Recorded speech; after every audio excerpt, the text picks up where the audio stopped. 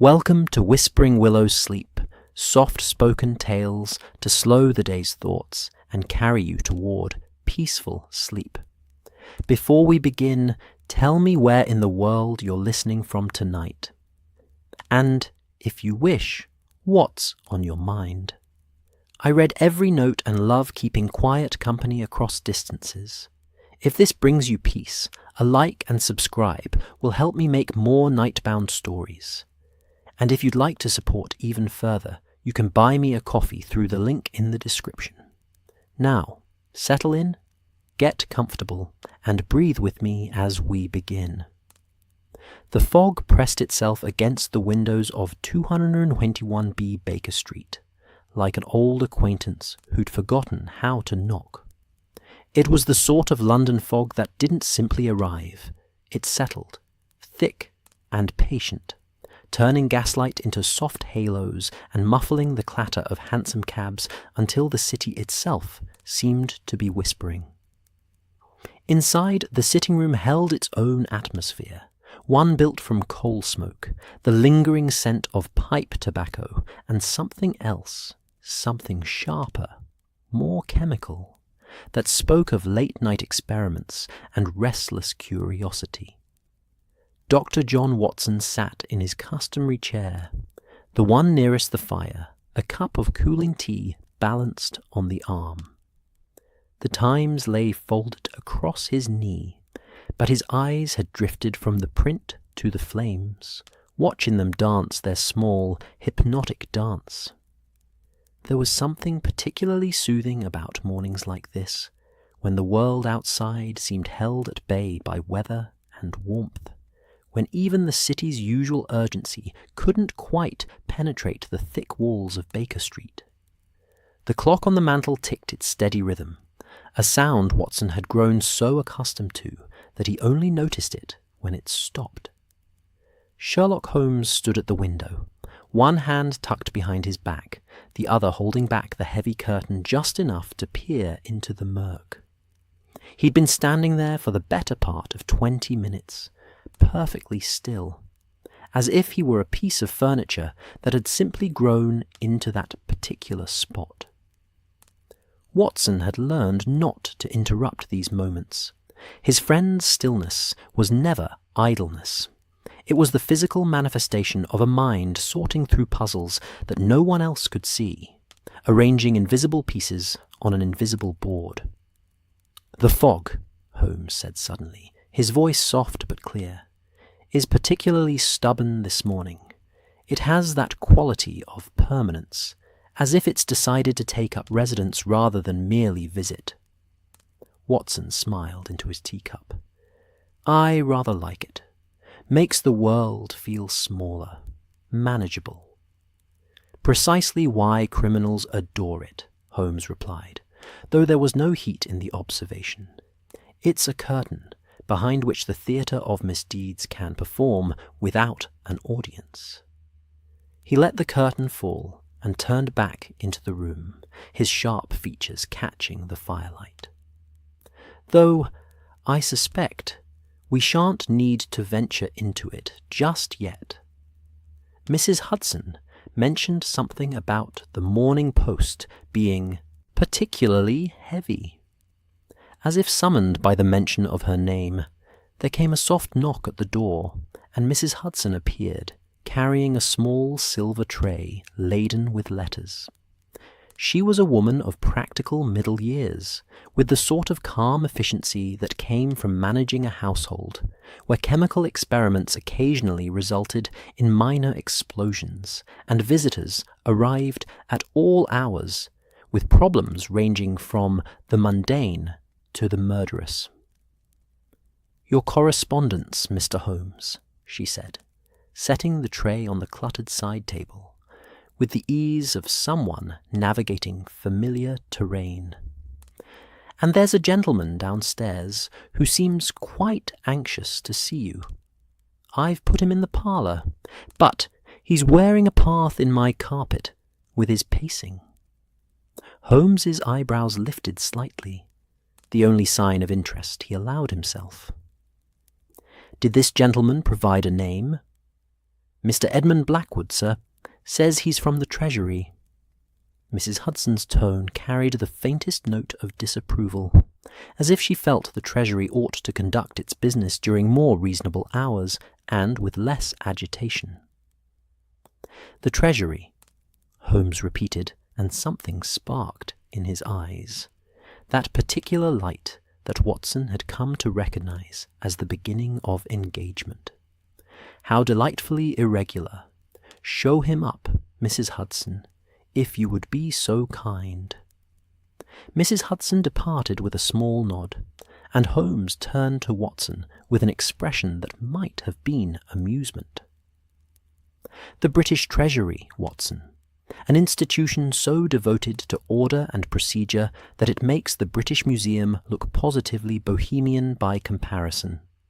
For one of its representatives to arrive unannounced, before 9 in the morning, through fog thick enough to lose oneself in, well, that speaks of considerable distress." Watson set his teacup aside and straightened in his chair. "You think it's a serious matter, then?" "I think," Holmes said, moving to stand before the fireplace, "that we are about to hear a story involving numbers, reputation, and the sort of quiet desperation that respectable institutions experience when their foundations begin to crack." He paused, tilting his head slightly. "Listen." From below came the sound of footsteps on the stairs, quick, uneven, the tread of a man who'd forgotten to worry about dignity. Watson found himself leaning forward slightly, his medical instincts noting the rhythm of stress, perhaps fear. The door opened, and Mr. Edmund Blackwood entered as if propelled by invisible hands. He was a man in his late 40s, dressed in the sombre black suit and starched collar that marked him as a creature of offices and ledgers. His face was pale, too pale for the morning chill to account for, and there were shadows beneath his eyes that spoke of sleepless nights. He carried a leather satchel clutched against his chest like a shield, and his gaze darted between Holmes and Watson with the jerky uncertainty of a bird that had found itself in an unfamiliar garden. "Mr. Holmes." His voice was tight, stretched thin. "I apologize for the intrusion at such an hour, but we—" He stopped, seeming to lose his words somewhere between his thoughts and his tongue. Holmes gestured to the chair opposite Watson's with the easy courtesy that he employed when he sensed genuine distress. "Please, Mr. Blackwood, sit. Catch your breath. Watson, perhaps some tea for our guest?" Watson was already moving, grateful for something practical to do.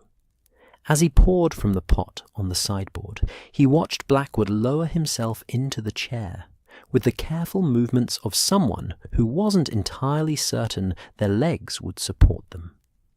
The man's hands trembled slightly as he set the satchel on his lap.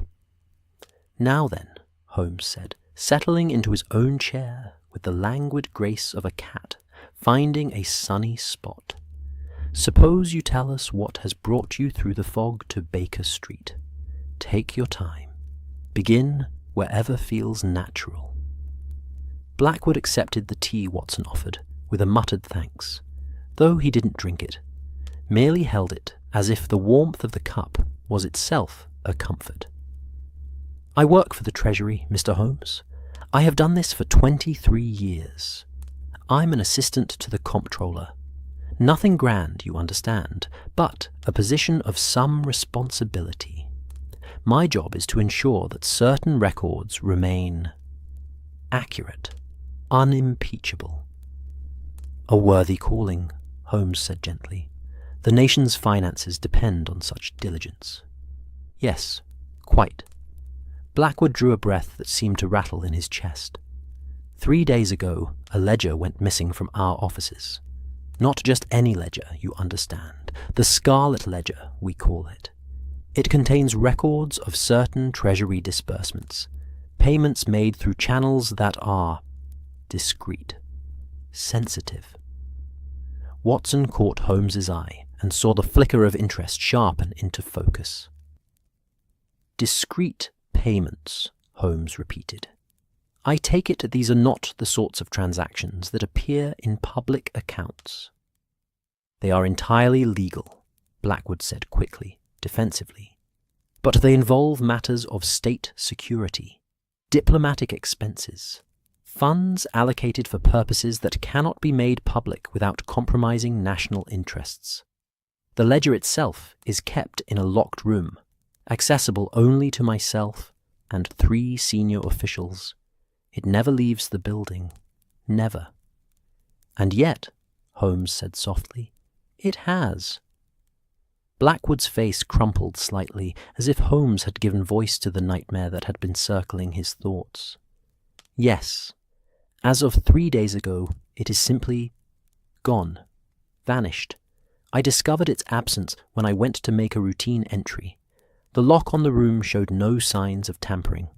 Nothing else was disturbed, just the ledger, as if it had dissolved into air. The fog outside seemed to press closer to the windows, and the fire popped softly, sending up a small shower of sparks. Watson found himself thinking about locks and rooms and the impossible ways things could vanish. Holmes, however, seemed to be thinking about something else entirely. You said nothing else was disturbed, Holmes observed. But you haven't yet told us what prompted this visit. A missing ledger, even one as sensitive as you describe, would surely be handled internally by the Treasury. There are protocols, I imagine, procedures. Yet here you are, consulting a private detective, rather than allowing your superiors to manage the situation through official channels. Blackwood's hands tightened around his teacup. Because of what we found when we began examining other records, or rather, what I found, before I was instructed to stop looking. Ah. Holmes leaned back, steepling his fingers beneath his chin. Now we arrive at the heart of the matter. The ledger contained entries spanning 5 years, Blackwood continued, his voice dropping to barely above a whisper. Thousands of pounds allocated, accounted for, recorded with perfect precision. But when I began cross-referencing those entries with our other records, with bank statements and treasury warrants, I found discrepancies. Small ones at first. A few pounds here and there. But they accumulated, Mr. Holmes. They formed a pattern. Embezzlement, Watson said quietly, and the word seemed to hang in the warm air like something solid. Blackwood nodded miserably. It appears so. Someone has been systematically diverting funds, altering the Scarlet ledger to hide their theft. And now the ledger itself has vanished, presumably taken by whoever wished to destroy the evidence of their crime. Holmes was silent for a long moment, his gaze distant, fixed on something only he could see. When he spoke, his voice carried a note of curiosity rather than surprise.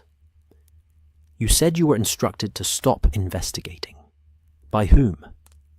By Mr. Thaddeus Winters, the comptroller himself. Blackwood's expression was pained, conflicted. He said that the matter was being handled, that my continued inquiries were unhelpful. He suggested that the discrepancies I'd found were likely clerical errors, that the ledger would turn up, that I should focus on my regular duties and leave the broader investigation to others. But you don't believe the discrepancies were clerical errors, Holmes said. It wasn't a question. No, Mr. Holmes, I've spent 23 years with those records. I know the difference between an error and a deliberate alteration. Someone at the Treasury, Someone with access to that locked room has been stealing from the nation's coffers and covering their tracks with meticulous care. And now that same someone has taken the very evidence that might expose them. The clock on the mantel ticked into the silence that followed. Outside, London continued its muffled morning routine, invisible beyond the fog. Watson found himself thinking about trust and institutions, about the small corruptions that could hollow out even the most respectable edifices. The Treasury was meant to be incorruptible, the bedrock upon which the Empire's finances rested. If that foundation was compromised, if theft was occurring in the very heart of Britain's financial system. Holmes rose suddenly, moving to the window again, though this time he didn't bother pulling back the curtain. "Tell me about the others who have access to the room. You mentioned 3 senior officials. Mr. Winters, the comptroller, Sir Geoffrey Harrington, who oversees international disbursements, and Mr. Charles Pemberton, who handles domestic allocations." Blackwood recited the names with the automaticity of someone who'd repeated them in his own mind countless times. All men of impeccable reputation, all with decades of service. And yet one of them, statistically speaking, is most likely your thief. Holmes turned back to face the room, his expression unreadable. "Unless you yourself are responsible, Mr. Blackwood, which seems unlikely given that you've brought the matter to my attention." Blackwood flinched as if struck. "I would never—" Holmes waved a hand dismissively. "I don't suspect you, Mr. Blackwood. Your distress is too genuine, your confusion too complete. No, you are precisely what you appear to be. A conscientious functionary who has stumbled onto something that terrifies him because it threatens the very order he spent his life maintaining.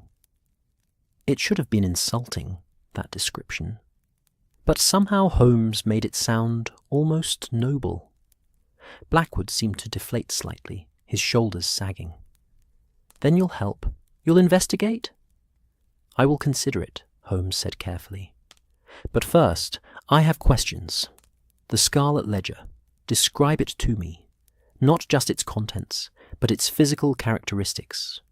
What did it look like? What did it feel like in your hands?" Blackwood blinked, clearly not expecting such a question. It was a ledger, bound in red leather, hence the name, about so large.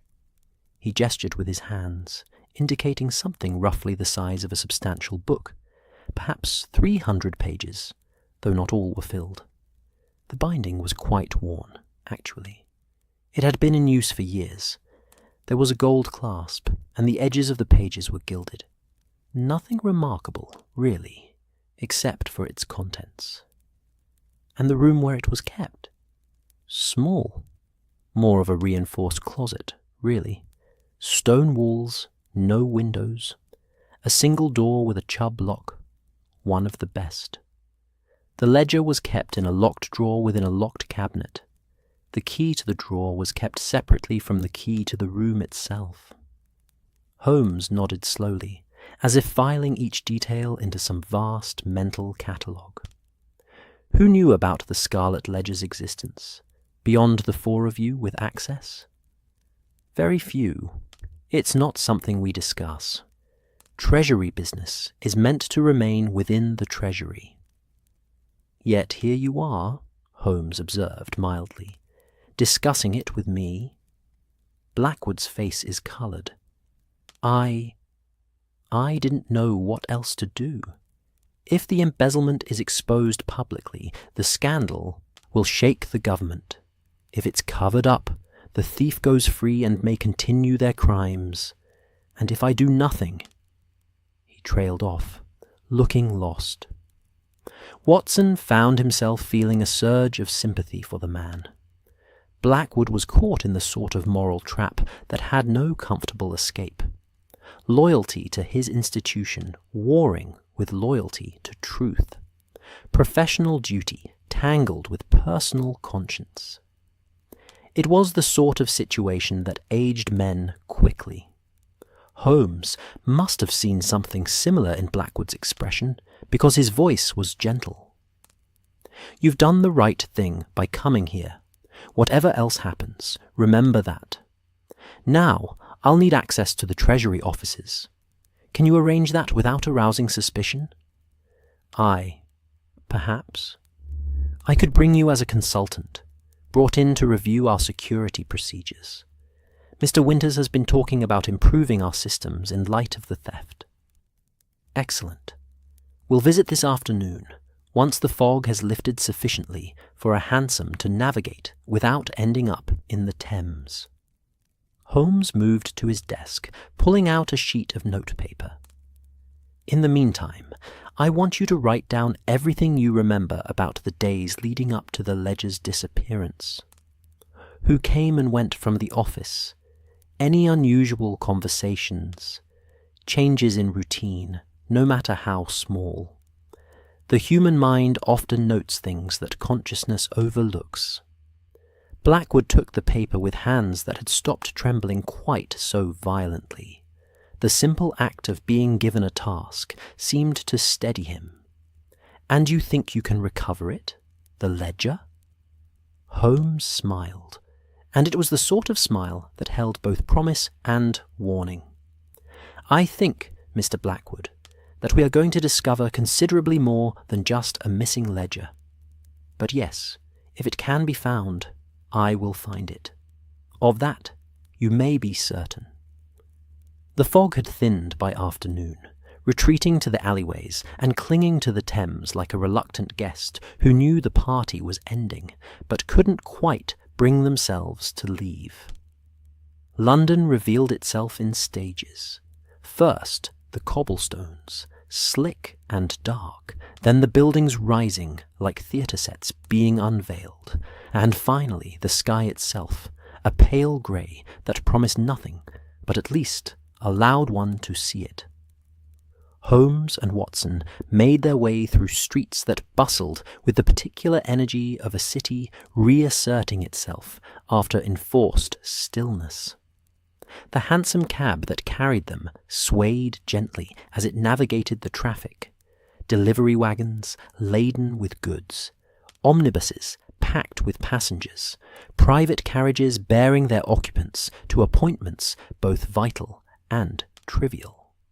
Watson found himself watching the passing scene with the idle fascination of someone who'd lived in London long enough to take it for granted, yet still found moments of wonder in its sheer density.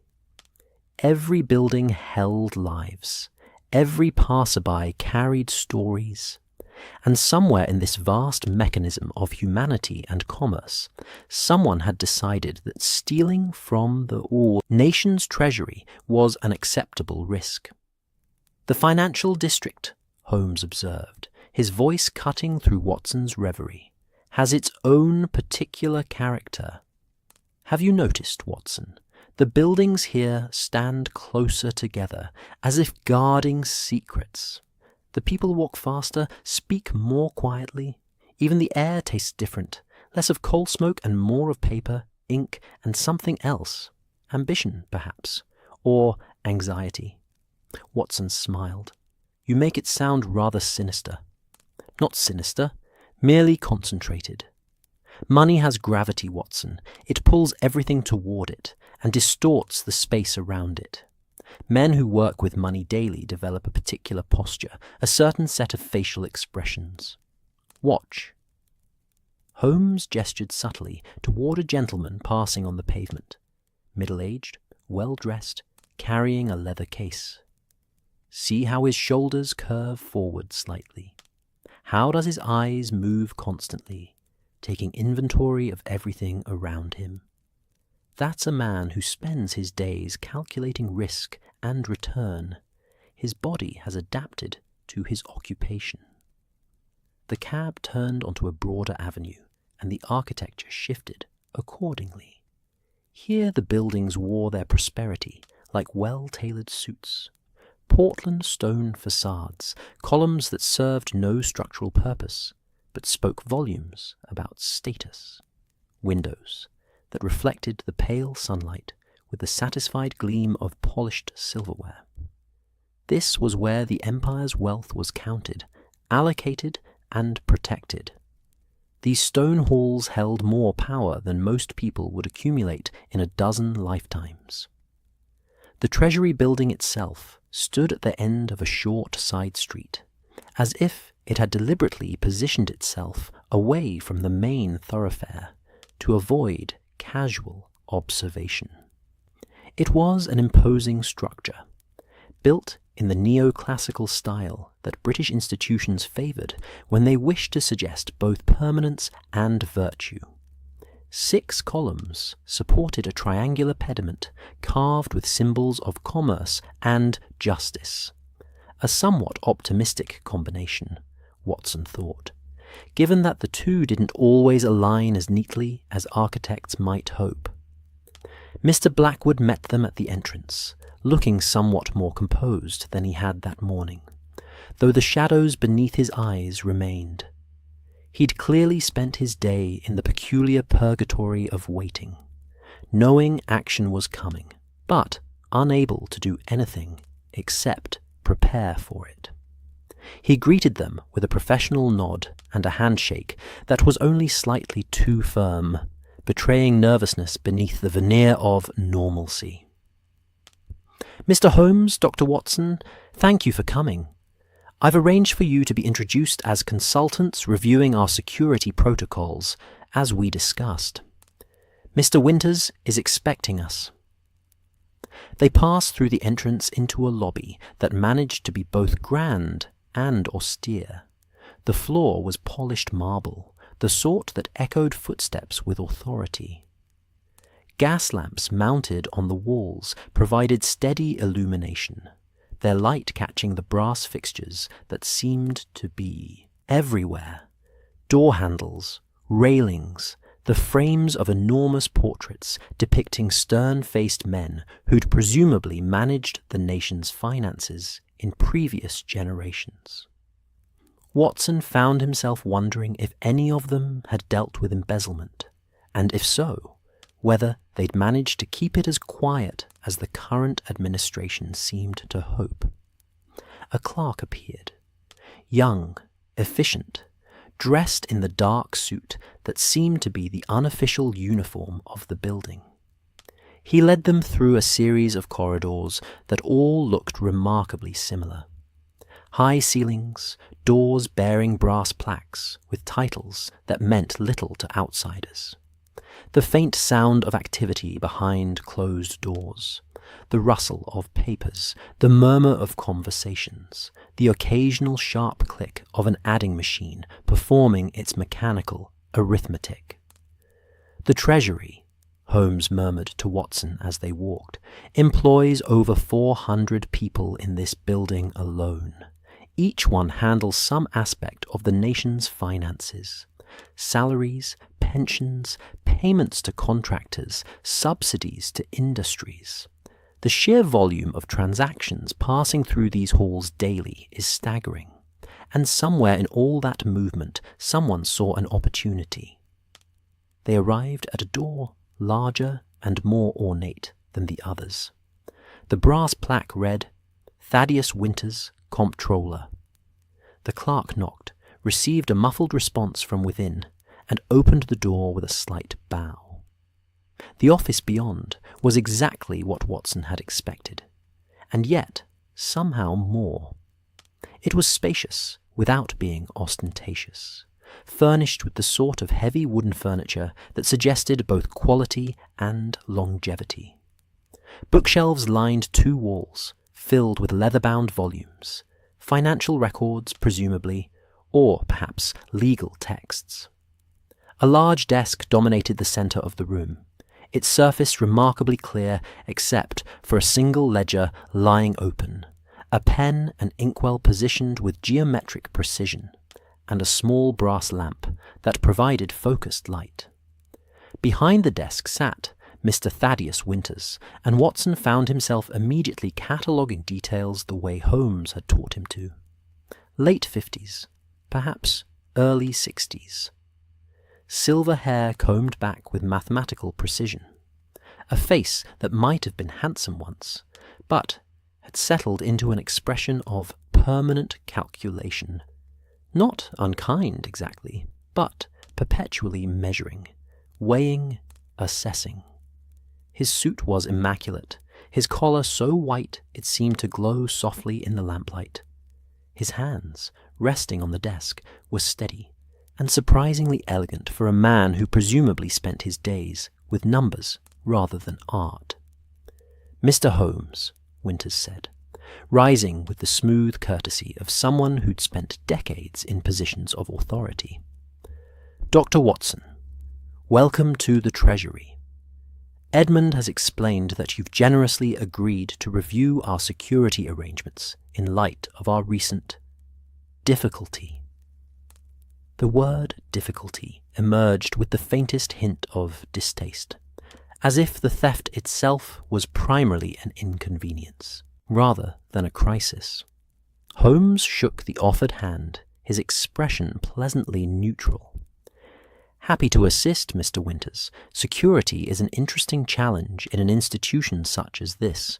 So many people, so many documents, so many points of potential vulnerability." "Indeed." Winters gestured to the chairs positioned before his desk. "Please, sit.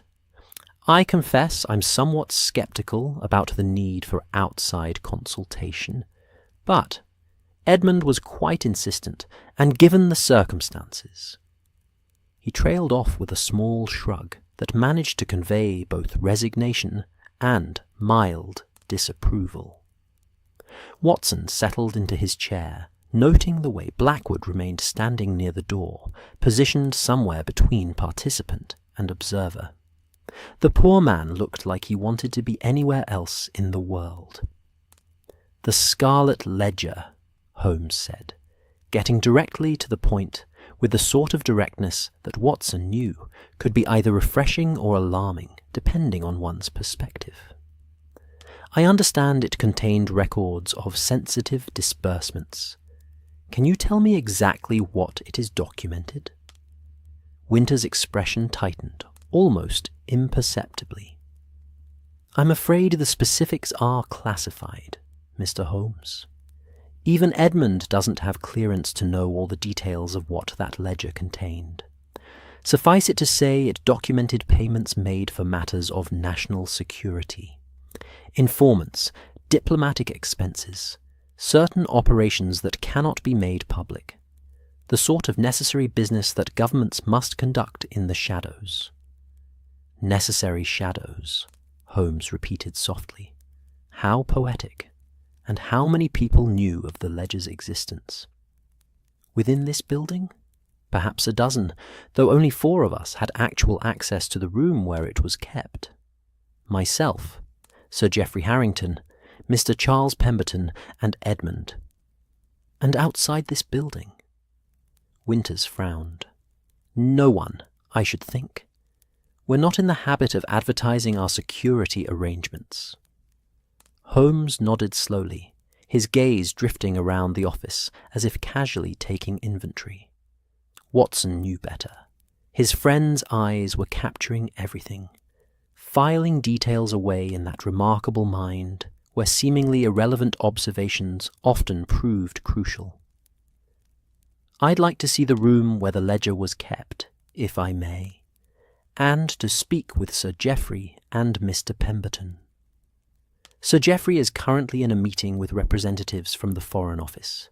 He should be available in perhaps an hour. Charles, Mr. Pemberton is in his office. I'll have him summoned." Winters pulled a small bell from his desk drawer and rang it with precise, controlled movements. The same young clerk appeared almost immediately, received his instructions, and departed with efficient silence. "While we wait," Holmes said, Perhaps you could walk me through the discovery of the theft. Who noticed the ledger was missing, and when? Winters glanced at Blackwood, who cleared his throat nervously. I did, sir. 3 days ago, Tuesday morning, I went to make a routine entry, a payment that had been authorized the previous Friday. The room was locked as it should be. I used my key, opened the cabinet, unlocked the drawer, and he spread his hands helplessly. It wasn't there, just empty space where it should have been. And you immediately reported this? Holmes asked. Within the hour. I checked with Mr. Winters, Sir Geoffrey, and Mr. Pemberton, thinking perhaps one of them had taken it for some reason. None had. That's when we realized it had been stolen. The locks showed no signs of tampering. None whatsoever. I checked them myself, Winters interjected. Chubb locks, the finest available. It would take considerable expertise to pick one without leaving traces, and we found nothing. No scratches, no damage to the mechanisms. Whoever took the ledger either had keys or... He paused, seeming reluctant to voice the next possibility. Or had access legitimately, Holmes finished for him. Which narrows our suspects considerably, does it not? The room fell quiet, except for the soft tick of a clock on the mantel. Watson watched the 3 men, Winters behind his desk, Blackwood near the door, Holmes in his chair, and saw 3 different species of discomfort. Winters wore the irritation of a man unaccustomed to having his authority questioned. Blackwood radiated the anxiety of someone who'd set events in motion he couldn't control.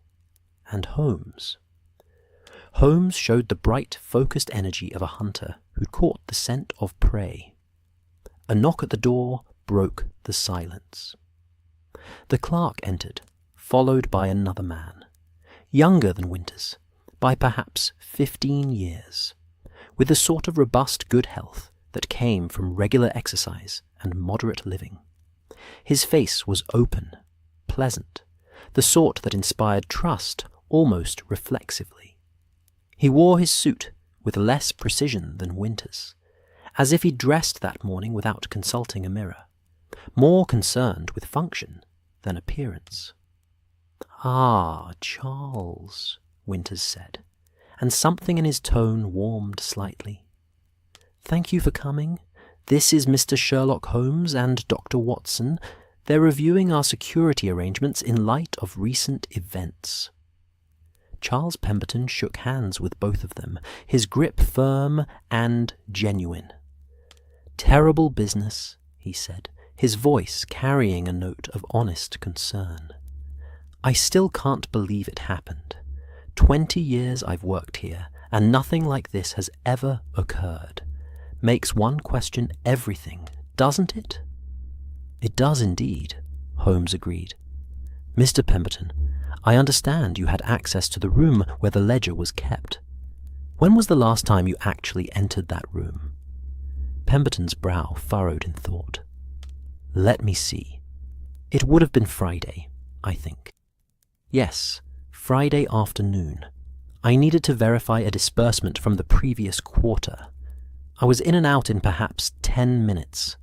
The ledger was there then, right where it should have been." "And you locked the door when you left?" "Of course. Force of habit. You know, lock doors, file papers, keep everything in order. That's the nature of this work." Holmes leaned forward slightly. "Did you notice anything unusual that day? Anyone in the corridors who shouldn't have been there? Any sounds? Any sense that something was off?" Pemberton shook his head slowly. "Nothing at all. It was a perfectly ordinary Friday. Rather quiet, actually. Many people leave early on Fridays if they can manage it. The building empties out somewhat." "Interesting," Holmes murmured, and Watson saw that particular gleam in his eye, the one that suggested connections forming, patterns emerging. "Mr. Winters, I don't suppose you keep records of who comes and goes from the building?" "Not systematically, no. The main entrance is monitored during business hours, but we don't record the names of everyone who enters. We're a government institution, not a fortress. People come and go constantly, clerks, messengers, officials from other departments. Recording all of them would be impractical." Holmes nodded, though Watson could see he wasn't entirely satisfied with that answer. "I'd like to see the room now, if that's possible." Winters rose, pulling a key from his waistcoat pocket. "Of course. Edmund, Charles, perhaps you'd accompany us." They moved through the corridors again, this time descending a staircase to a lower level where the ceilings were lower, the lighting dimmer. The air here smelled different. Older, more still, as if it had been sitting undisturbed for decades. They passed doors marked with mysterious abbreviations, storage rooms and archive spaces, where the Treasury's history moulded in organized rows.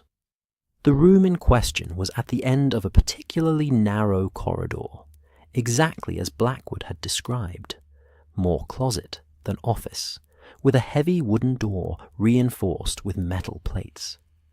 Winters produced his key, inserted it into the Chubb lock with a soft click, and pushed the door open.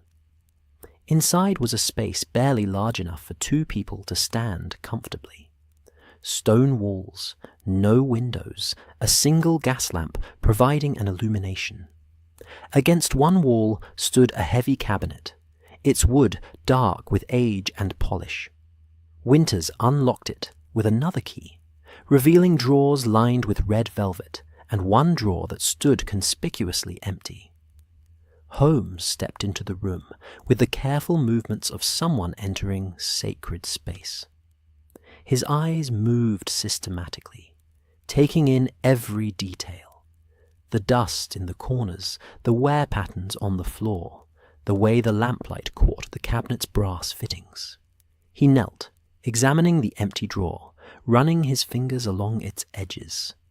Then he stood, turned slowly, studying the doorframe, the walls, the ceiling. "No windows, no other exits," he murmured. "One lock, no signs of tampering. The perfect locked room mystery, except someone managed it anyway." He turned to face the three Treasury men standing in the doorway. "Tell me, gentlemen, who else has keys to this room?" The three exchanged glances. Finally, Winters spoke. "Only the four of us. The keys were cut specifically for this purpose. There are no copies." "No copies," Holmes repeated. "How?" "Inconvenient for our thief." Watson heard something in his friend's tone. Satisfaction, perhaps, or the beginning of understanding. Holmes stepped back into the corridor, letting Winters lock the room behind them, and as they made their way back upstairs, Watson saw his friend's lips curve into the smallest of smiles. The game, Watson thought, was most definitely afoot. The return journey to Baker Street occurred in that peculiar hour when afternoon tilted toward evening, when London's light took on a quality of amber resignation, as if the day itself were acknowledging defeat without quite surrendering. Holmes sat in the corner of the hansom cab, with his eyes half closed, his fingers steepled beneath his chin, in an attitude Watson had come to recognize as intense contemplation disguised as relaxation. He hadn't spoken since they'd left the Treasury building, and Watson knew better than to interrupt. His friend's silences were often more productive than most people's conversations. The streets rolled past, shop fronts beginning to light their lamps, flower sellers packing up their unsold wares, a crossing sweeper making his final pass before calling it a day. The city was engaged in its eternal transformation from commercial hub to residential haven, from the London of business to the London of home fires and evening meals. Somewhere in all that movement, Watson thought, the Scarlet Ledger lay hidden, its pages holding secrets that someone desperately needed to keep buried. Mrs. Hudson had left tea in their sitting room, along with a covered plate of sandwiches that she'd clearly prepared in anticipation of their return. The fire had been built up, casting the room in the warm, flickering light that made even the most prosaic furniture seem mysterious. Holmes went immediately to the window, not to look out. The gesture had become almost ritualistic, but to stand in that particular spot where he seemed to think most clearly. Watson busied himself with the tea, knowing that Holmes would eat eventually if food was made available, but would never think to prepare it himself. The ritual of pouring, adding sugar, stirring, gave Watson something to do with his hands, while his mind turned over what they'd observed at the Treasury. 4 keys, Holmes said suddenly, his voice cutting through the quiet clink of china. 4 men with access, one of whom must be our thief. Or, he paused, turning from the window with an expression of sharp curiosity. Or perhaps none of them is. Watson looked up from the teacups. But if only 4 people had keys, past tense. The lock showed no signs of forced entry, true. But keys can be copied, Watson. It requires only wax, a press, and access to the original for a few minutes. A locksmith with flexible morals could produce a duplicate in a day. Then we're looking for someone with access to one of those keys? That still narrows it considerably. Holmes accepted the tea Watson offered, holding the cup without drinking, as if its warmth was sufficient. Consider the timing. The ledger was confirmed present on Friday afternoon by Pemberton. It was discovered missing on Tuesday morning by Blackwood. That gives us a window of approximately 4 days, including the weekend when the building would have been largely empty. An ideal time for a theft, Watson observed. Indeed, but also a time when the building would have been locked, presumably with night watchmen making rounds. Breaking in over the weekend would require not just keys to the storage room, but knowledge of the watchmen's schedules, the building's layout, perhaps even the location of any alarm systems. Holmes set his tea down untasted and moved to his desk, pulling out a sheet of paper and a pen. Let us consider our suspects systematically. Watson settled into his chair with his own tea, watching as Holmes began to write with quick, decisive strokes. First, Thaddeus Winters, the comptroller, late 50s, career bureaucrat, by all appearances a man of rigid propriety. He struck me as someone who genuinely believes in the sanctity of procedure. Holmes paused, tapping the pen against his lip. And yet, he was remarkably eager to dismiss Blackwood's concerns about the discrepancies in the accounts. Why? Because he truly believes they're clerical errors, or because he knows they're not and wishes to avoid investigation. He seemed quite composed, Watson said. Not like a man caught in a crime. Guilt manifests differently in different temperaments, Watson. A career bureaucrat would have excellent practice at maintaining composure under scrutiny. It's part of the job. Holmes wrote something on the paper, then continued. But there's something else. Winters has been with the Treasury for 30 years. If he were embezzling, why would he risk everything now? What would have changed? Watson considered this. Financial difficulties. A gambling debt, perhaps. Possible. We'd need to investigate his personal circumstances, though a man in his position would likely have access to legitimate loans if needed. Holmes moved to the next name. Charles Pemberton. Younger, perhaps mid-40s. less formal than Winter's, more personable. He gave the impression of genuine shock at the theft. You think he was performing? Everyone performs, Watson. The question is whether the performance matches the reality beneath. Holmes wrote another note. Pemberton was the last person to confirm the ledger's presence. That could be entirely innocent, or it could be strategic. If he removed the ledger on Friday evening after verifying it, he'd have the entire weekend to act before the theft was discovered. But to what end? Surely he knows he'd be suspect simply by virtue of being the last to see it? Holmes smiled slightly.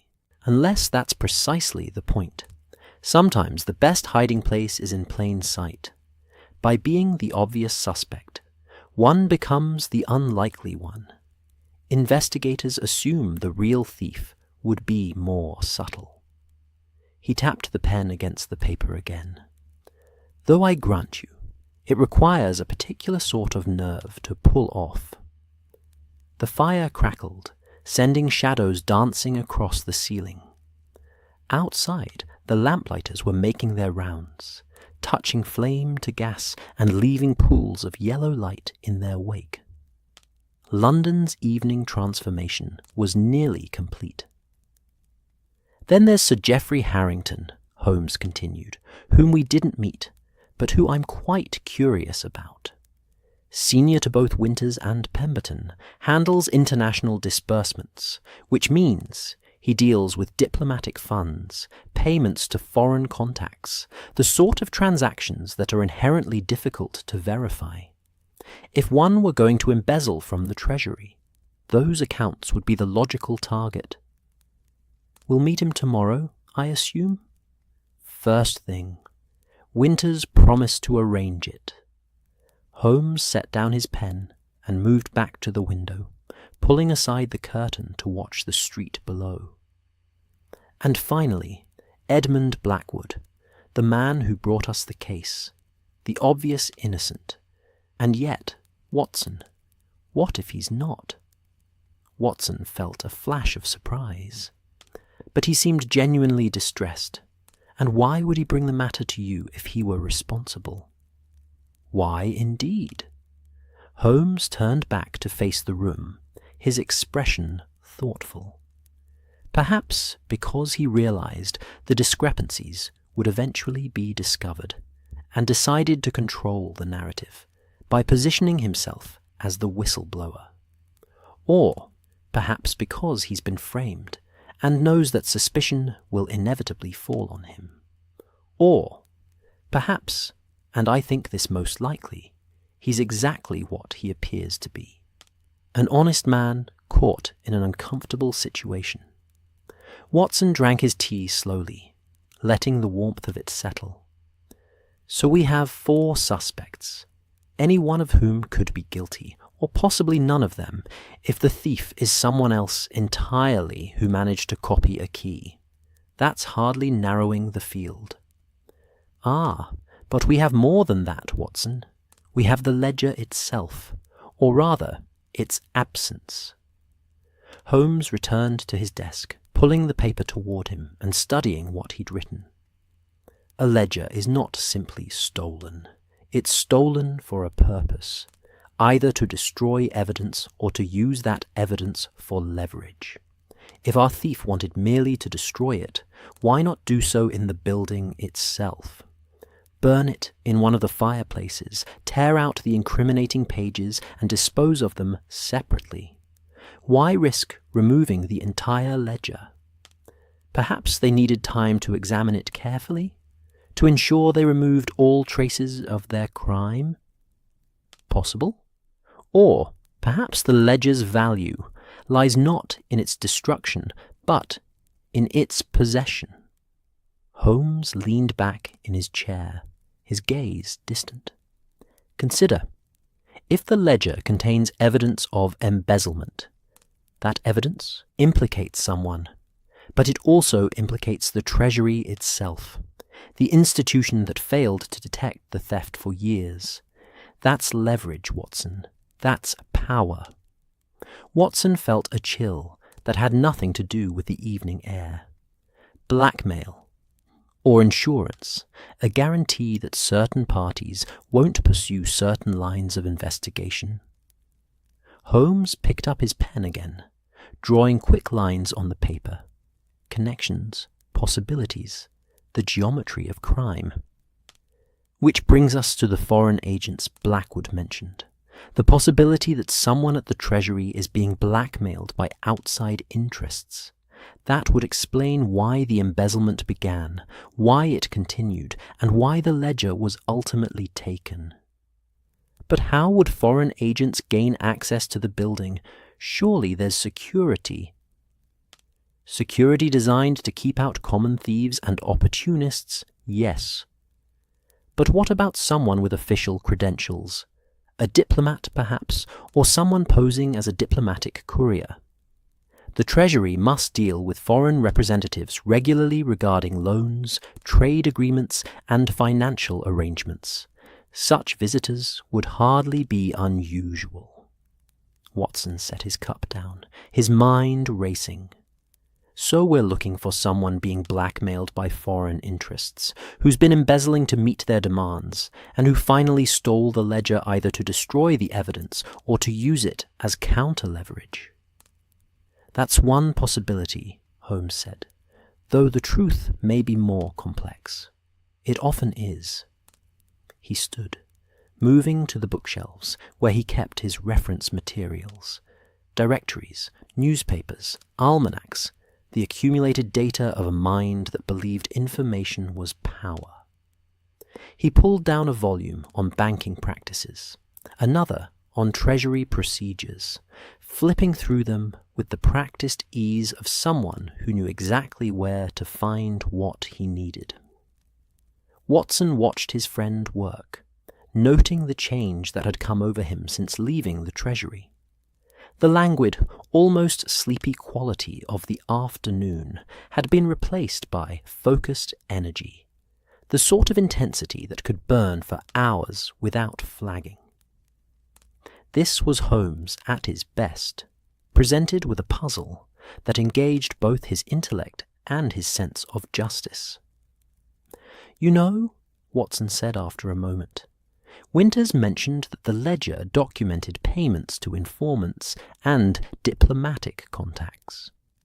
If someone were being blackmailed by foreign agents, wouldn't those same agents have an interest in knowing who Britain's informants are? The ledger wouldn't just be evidence of embezzlement, it would be an intelligence goldmine." Holmes looked up from his book, and his expression was one of pure approval. "Excellent, Watson. Yes, precisely. The ledger's value extends far beyond simple financial records.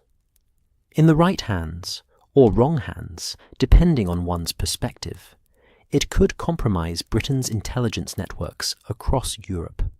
Names, locations, payment schedules, everything an enemy would need to identify and eliminate our sources." "Good God," Watson breathed. "Then this isn't just embezzlement, it's espionage." "Potentially, yes, though we mustn't jump to conclusions."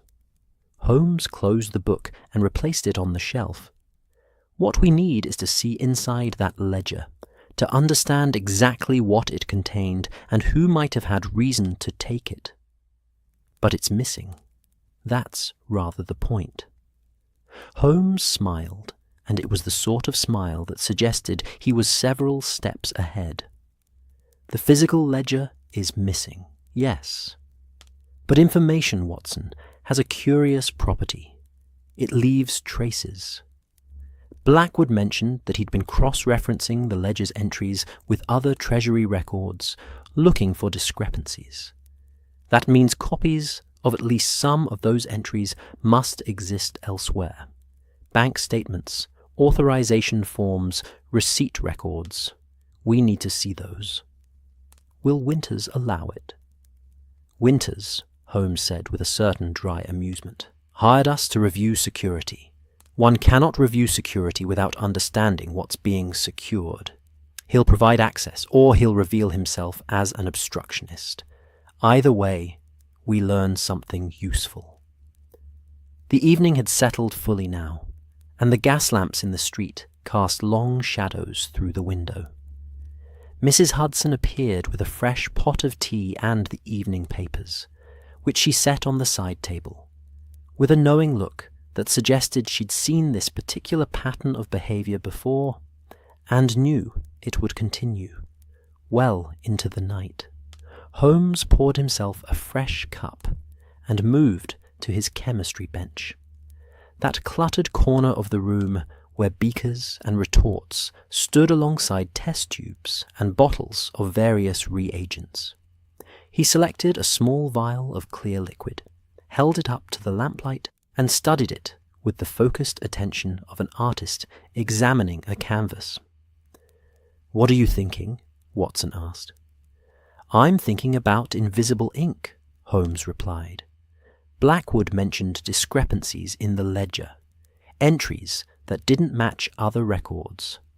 What if some of those entries weren't discrepancies at all, but rather additional information written in a medium that only becomes visible under certain conditions? Watson felt his interest sharpen. Invisible ink? In a treasury ledger? Why not? If one were recording illegal transactions alongside legitimate ones, it would be prudent to distinguish between them in a way that wouldn't be obvious to casual inspection. Certain chemical compounds are invisible when applied to paper, but become visible when exposed to heat or specific reagents. Holmes set the vial down and pulled a blank sheet of paper toward him. Lemon juice, for instance, milk, certain dilute acids, all invisible when dry, all revealed by gentle heat. He picked up a pen, dipped it in the clear liquid, and wrote something on the paper. To Watson's eye, the paper appeared blank.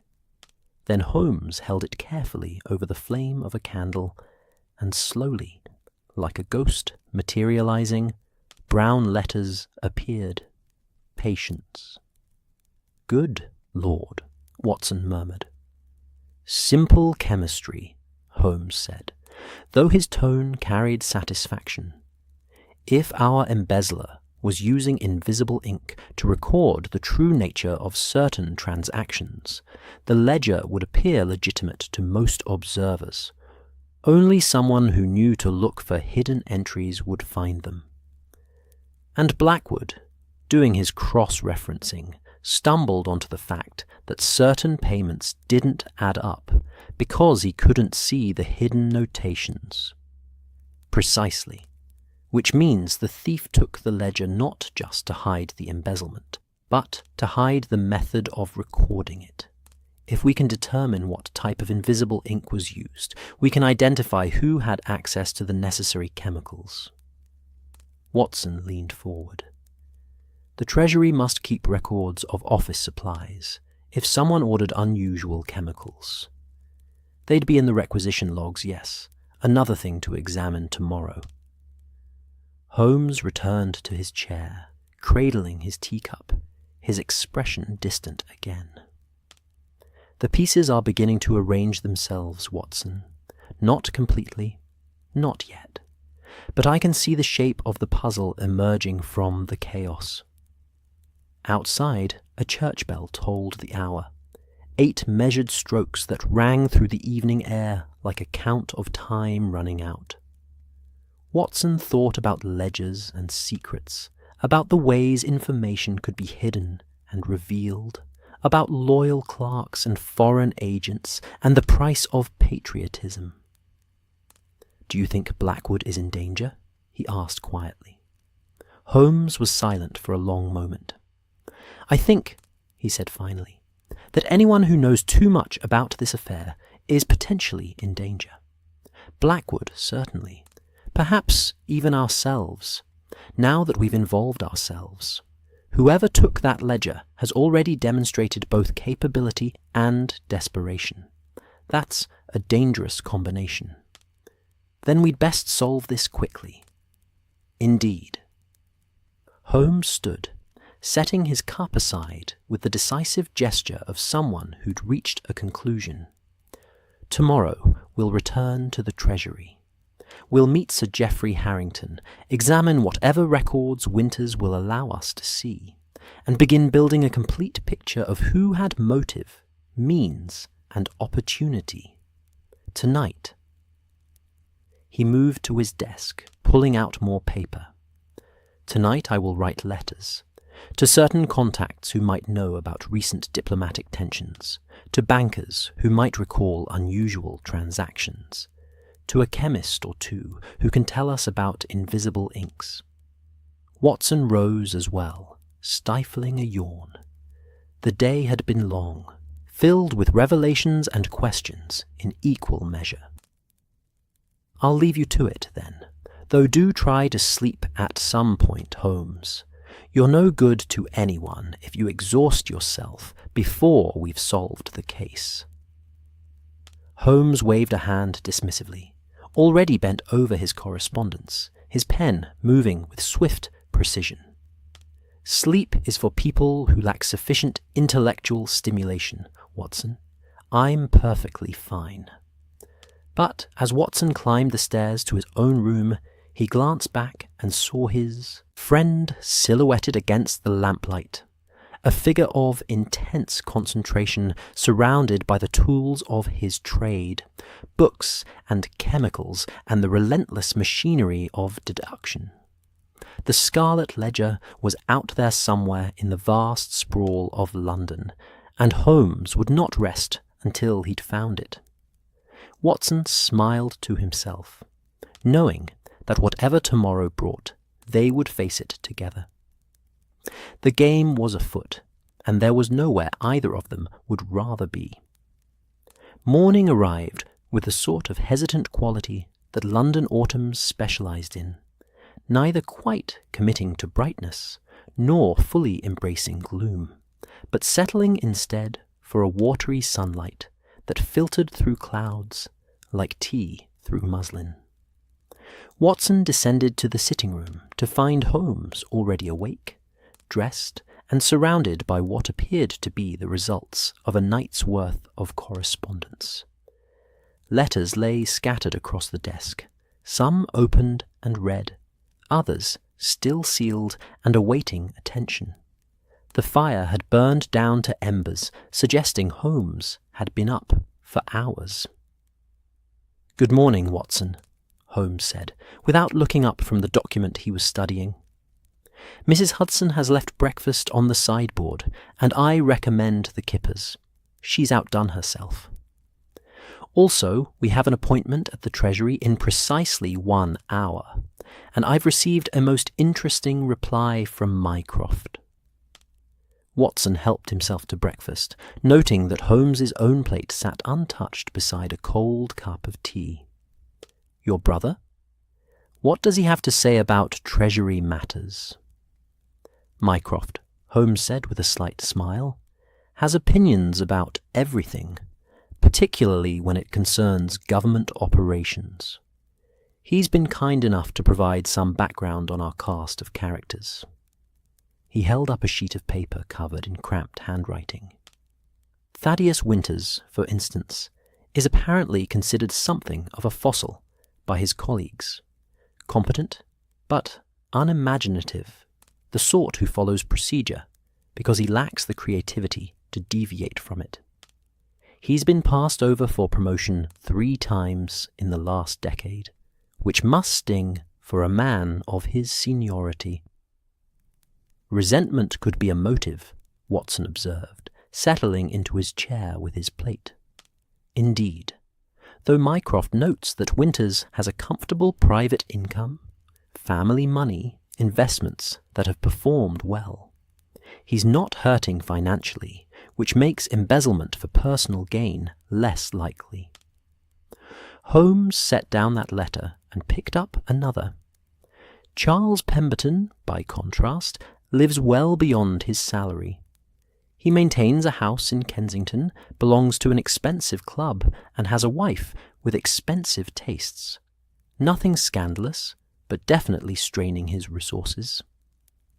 Watson paused with his fork halfway to his mouth. That's rather suggestive. It is. Though many men live beyond their means without resorting to theft, social pressure can be remarkably coercive. The need to maintain appearances to keep up with one's peers. Holmes tapped the letter thoughtfully. What's more interesting is that Pemberton has been handling domestic allocations for 7 years, which coincides roughly with the period during which the embezzlement appears to have been occurring. And Sir Geoffrey Harrington? Holmes's expression grew more serious. Ah, Sir Geoffrey is where matters become truly interesting. He's older than I expected, nearly 70, and has been with the Treasury in various capacities for 45 years. He's handled international disbursements for the last 15, which means he oversees all payments to foreign contacts, diplomatic funds, intelligence networks. Mycroft describes him as capable but increasingly erratic, which is my brother's way of suggesting the man's faculties may be declining.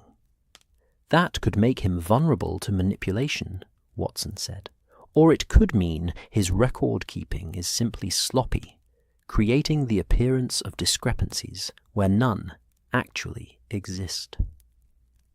Holmes set the letters aside and finally reached for his own breakfast, though he ate with the distracted air of someone fueling a machine rather than enjoying a meal. We need to meet the man and form our own impressions.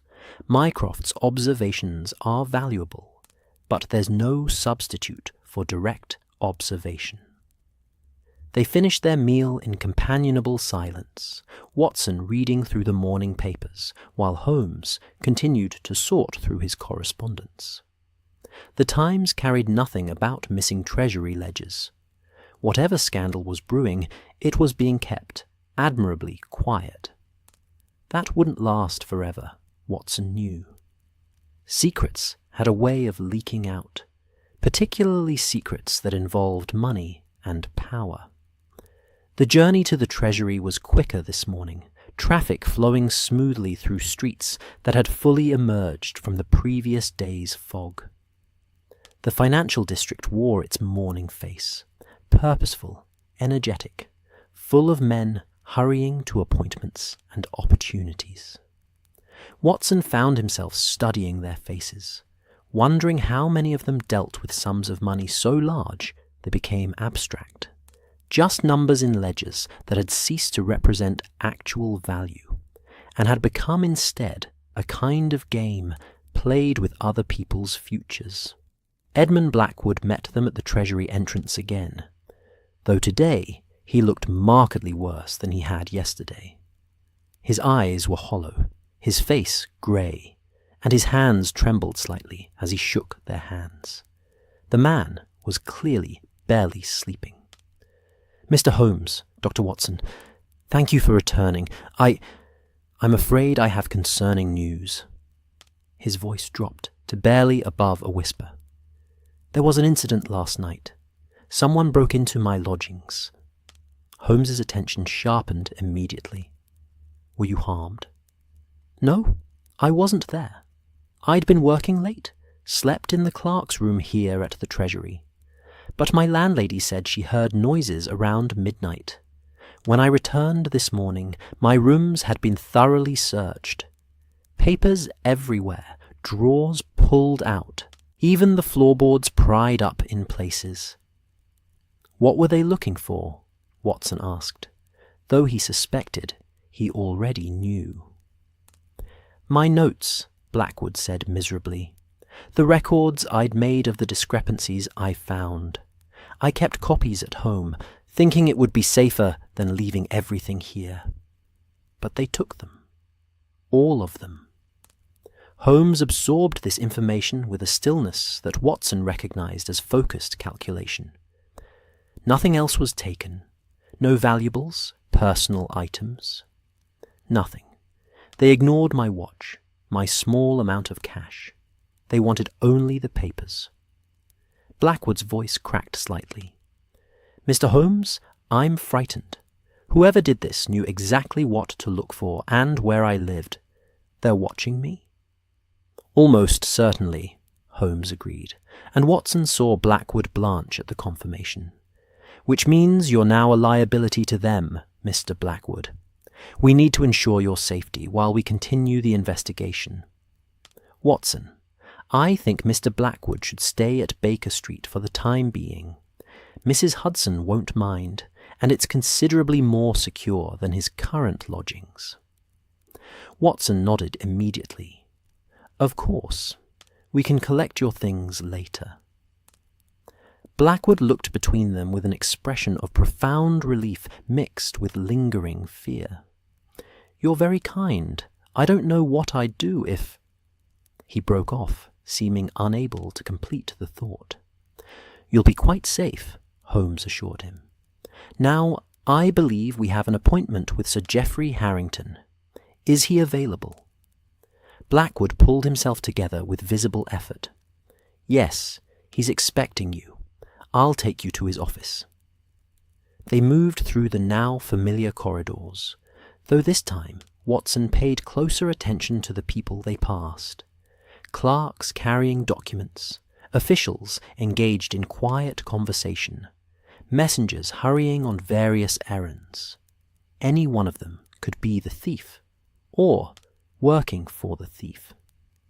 The Treasury suddenly felt less like a bastion of order, and more like a maze where danger lurked in bureaucratic disguise.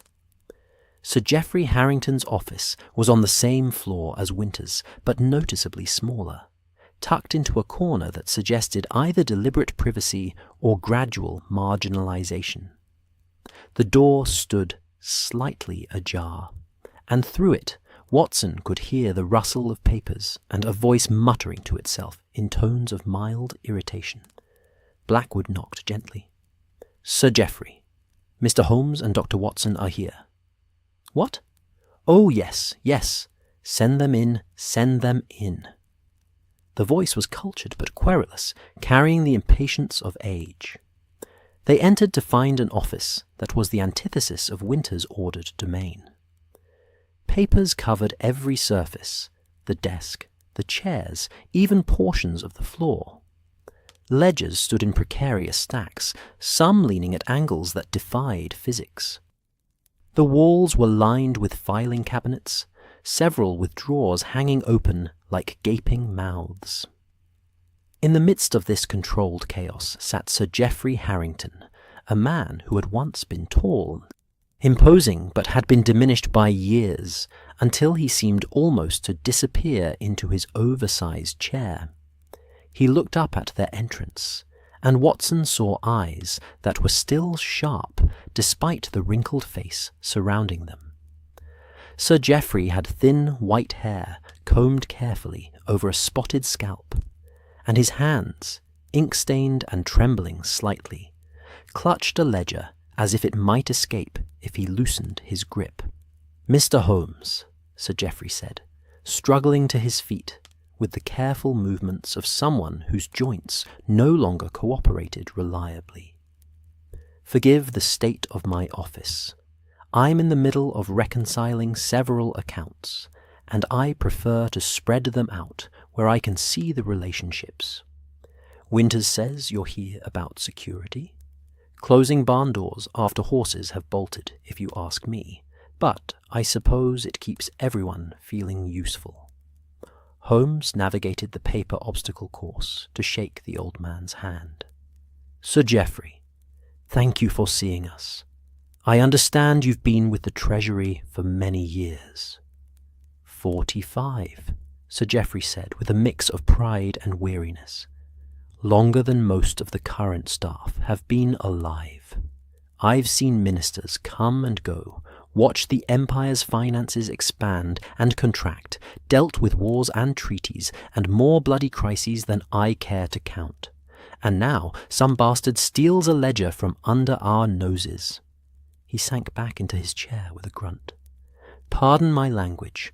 I'm too old to pretend proper decorum." Watson found himself warming to the old man, despite, or perhaps because of, his irascible manner.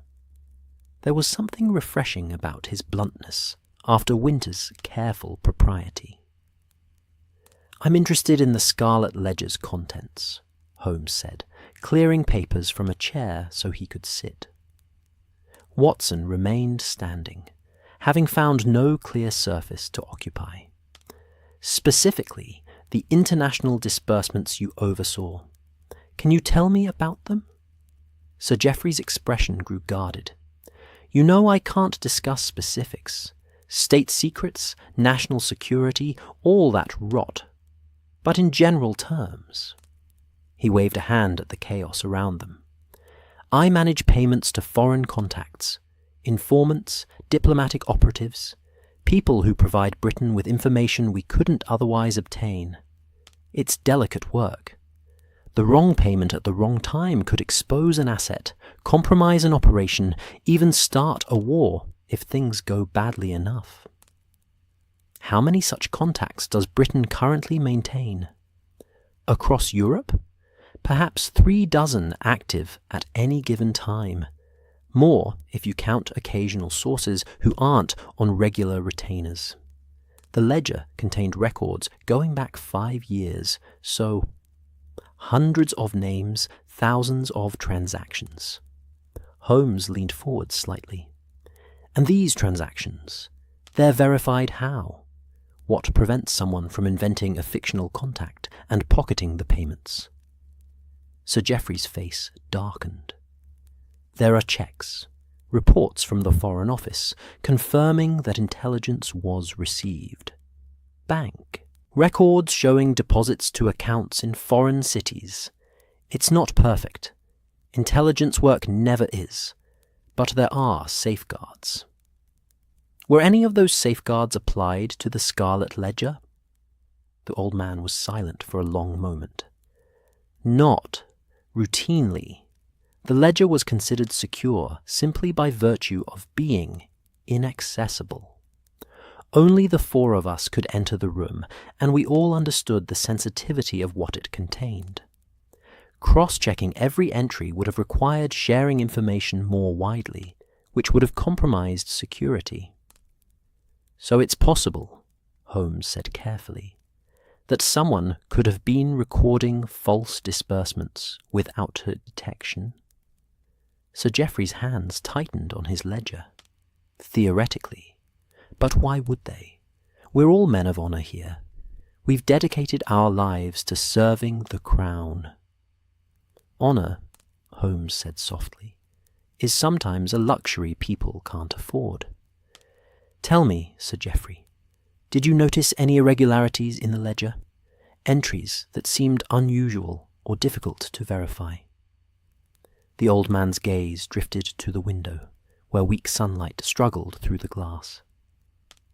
There were things, small things, payments that seemed larger than necessary, or made to contacts I didn't recognize. But international intelligence is a complex web, Mr. Holmes. There are always operations I'm not fully briefed on, contacts managed by other departments. I assumed...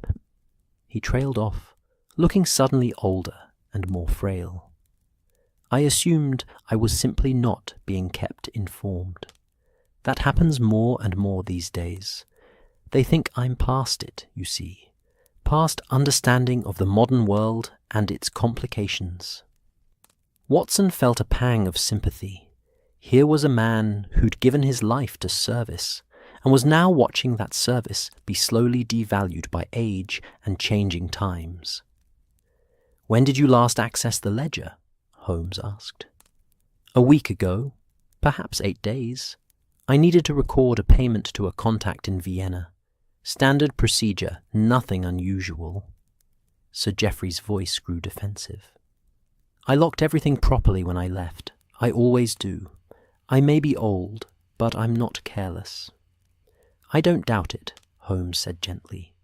"Can you think of anyone who might have had reason to take the ledger? Anyone who showed unusual interest in your work, asked questions about procedures?" Sir Geoffrey was quiet for so long that Watson wondered if he'd heard the question. Finally, he spoke, his voice barely audible. There was a man, a diplomat from the German embassy. He visited several times over the past months, supposedly coordinating payments for a joint intelligence operation. He asked many questions about how we processed disbursements, how we maintained records. I thought nothing of it at the time, seemed like reasonable due diligence. But now, he looked up at Holmes with haunted eyes. You think they might be involved? Foreign agents? I think, Holmes said, that we cannot afford to dismiss any possibility. This diplomat, do you remember his name?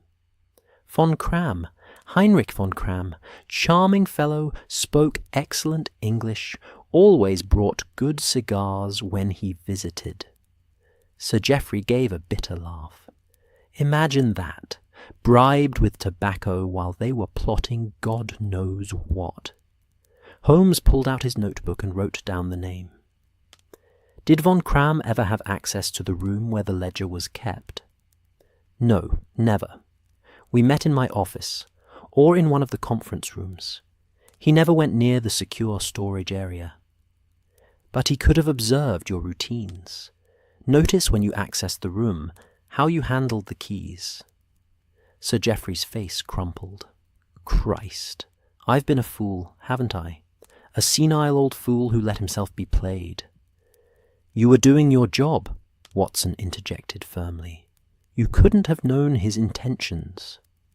But the old man shook his head, looking down at the ledger still clutched in his hands.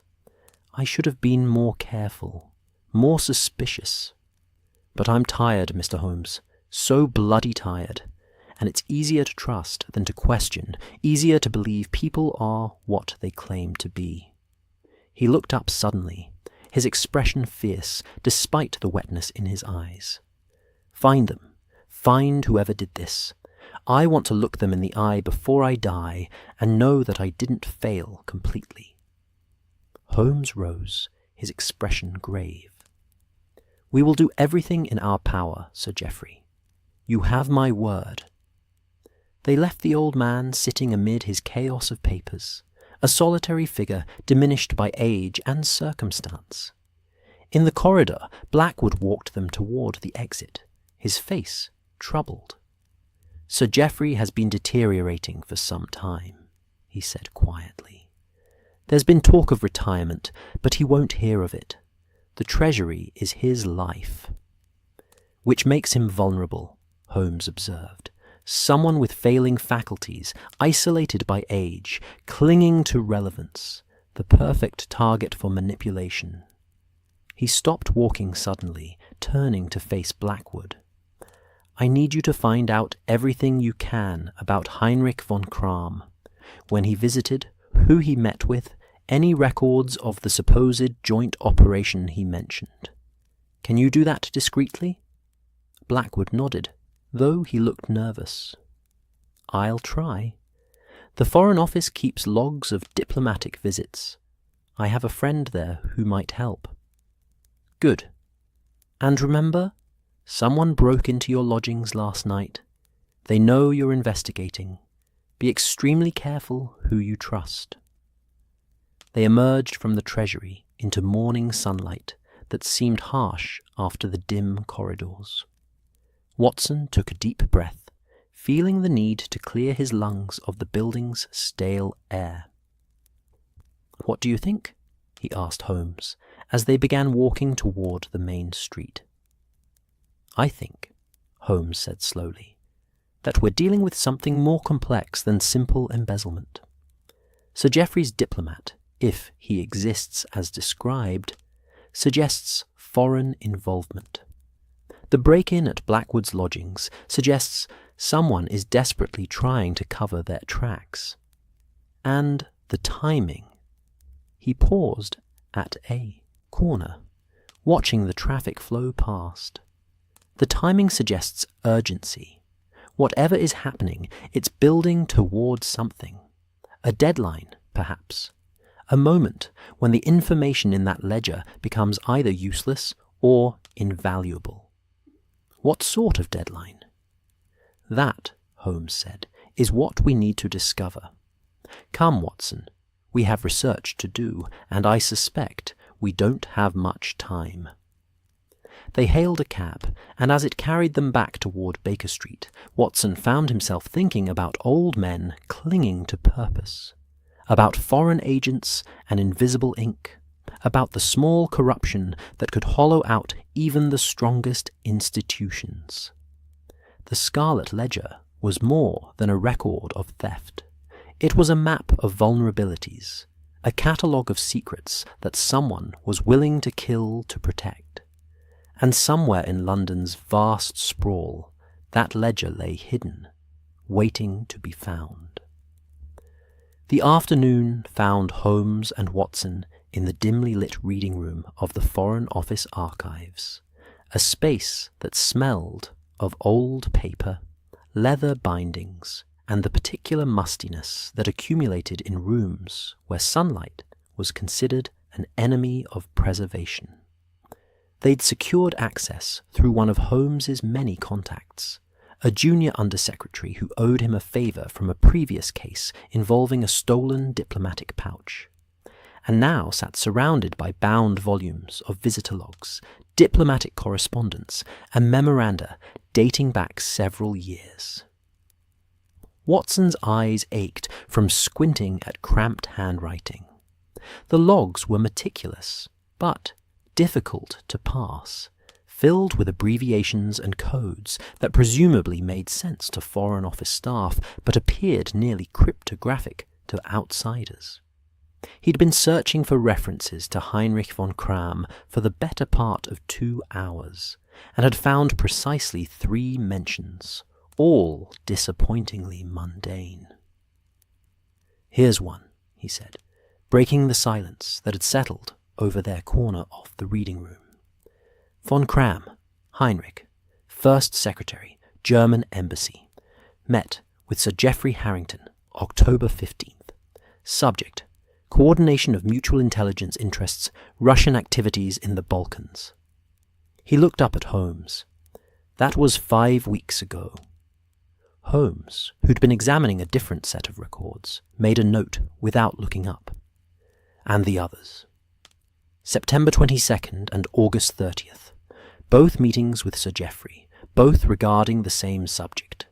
Russian activities. It all appears quite legitimate. "Perhaps it was," Holmes murmured. "The best covers are built on genuine business. One can have entirely legitimate reasons for visiting the Treasury while also pursuing illegitimate goals." He set down the volume he'd been studying and rubbed his eyes. "What's more interesting is what I'm finding in the intelligence expenditure reports. There's been a marked increase in payments to German sources over the past 18 months, almost triple the previous rate." Watson frowned. "Is that unusual? Perhaps the German network has expanded. Or perhaps someone has been creating fictional German sources to justify larger payments." Holmes pulled the expenditure report toward him, running his finger down columns of figures. "Look at this. A contact identified only as G47 received payments totaling £800 over the past year. That's an enormous sum for a single source. Either this person has access to extraordinarily valuable intelligence, or they don't exist," Watson finished. "Precisely. And if they don't exist, someone has been pocketing those payments." Holmes leaned back in his chair, steepling his fingers. "The pattern suggests systematic fraud rather than opportunistic theft. Someone has been building a fictional intelligence network, complete with plausible cover stories and regular payment schedules. It would require intimate knowledge of Foreign Office procedures and Treasury disbursement protocols. Sir Geoffrey would have that knowledge." Holmes nodded slowly. "He would, as would anyone who'd worked closely with him for an extended period. A trusted assistant, perhaps, or someone who'd cultivated his confidence and learned his methods. He glanced at Watson. The question is whether Sir Geoffrey is the architect of this fraud, or its unwitting facilitator. Before Watson could respond, a clerk appeared at their table, a young man with wire-rimmed spectacles and the apologetic manner of someone perpetually afraid of giving offence. "Excuse me, gentlemen. I've been asked to inform you that the Foreign Office will be closing in 30 minutes. You'll need to return any materials to the desk before then." Holmes checked his watch.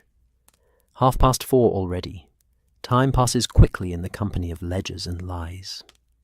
He began gathering the volumes they'd been examining. "Thank you. We're quite finished for today." Outside, the afternoon had turned grey and damp, with a fine mist that wasn't quite rain, but soaked into clothing none the less. They walked through streets that gleamed wet, dodging puddles and passing clusters of office workers heading home early to escape the weather. Watson pulled his collar up against the chill. "What now?" he asked. "Now we need to find out more about our mysterious German diplomat. The official records tell us only what he wanted them to know. We need information from less official sources." Holmes hailed a passing cab. "Baker Street first, to check if Mycroft has responded to my inquiries. Then I think we should pay a visit to someone who makes it his business to know about foreign diplomatic personnel." "Who?" Holmes smiled. "Do you remember Langdale Pike?" Watson groaned. "The gossip columnist. Holmes, surely we can find more reliable sources than a man who makes his living from scandal and rumour." "Pike's stock in trade is rumour, yes. But his rumours are remarkably well informed. He knows more about London's diplomatic community than half the Foreign Office combined. And unlike official channels, he's under no obligation to be discreet." Holmes settled into the cab as it lurched into motion. "Besides, Pike owes me. I kept his name out of a rather sordid affair involving a cabinet minister's daughter and a very ill-advised letter." They arrived at Baker Street to find Mrs. Hudson in something of a state. She met them at the door with her usually placid expression replaced by one of concerned disapproval. "Mr. Holmes, there's been a person asking for you. A foreign gentleman, very insistent. I told him you were out, but he waited in the street for over an hour before finally leaving. He said he'd return later." She lowered her voice. "I didn't like the look of him, sir. Something calculating about his eyes." Holmes's expression sharpened. "Did he give a name?" "No, sir. Just said it was urgent treasury business and that you'd know what it concerned." "Description?" "Tall, well-dressed, dark hair, perhaps 40 years of age. He spoke English perfectly, but with an accent I couldn't quite place. German, perhaps? Or Austrian?" Holmes and Watson exchanged glances. "Von Cram," Watson said quietly. "Perhaps. Or someone connected to him." Holmes moved past Mrs. Hudson into the building. "If he returns, tell him we're not at home. And Mrs. Hudson, be careful. This person may be dangerous." Mrs. Hudson drew herself up with the dignity of someone who'd faced down more than one dangerous visitor in her time. "I've managed this house for 30 years, Mr. Holmes. I know how to handle unwelcome callers." Upstairs, they found Edmund Blackwood sitting by the fire, looking somewhat recovered from his earlier distress. He'd been reading the Times, but set it aside as they entered. "Any progress?" he asked anxiously. "Some," Holmes replied, shrugging off his damp coat. We've confirmed that your concerns about the expenditure reports were well-founded. There's clear evidence of fraudulent payments to fictional sources. The question now is identifying who created those sources and why. He moved to his desk, where several letters had been delivered in their absence. Ah, excellent. Mycroft has responded. He tore open the envelope and scanned its contents rapidly, his expression growing more intent with each line. Finally, he looked up, his eyes bright with the satisfaction of pieces falling into place. Mycroft confirms that Heinrich von Kramm is indeed First Secretary at the German Embassy. He arrived in London 18 months ago from Berlin, where he worked in the Foreign Ministry's Intelligence Coordination Office. His background is impeccable. Minor Prussian nobility. Educated at Heidelberg, career diplomat with a spotless record. Holmes paused. Too spotless, according to Mycroft. No one rises that quickly in the German diplomatic corps without either exceptional brilliance or powerful patronage. Von Kramm appears to have both, which makes him someone to watch carefully. Is he suspected of espionage? Watson asked. Not officially, but Mycroft notes that several British intelligence operations in Germany have been compromised since von Kramm's arrival.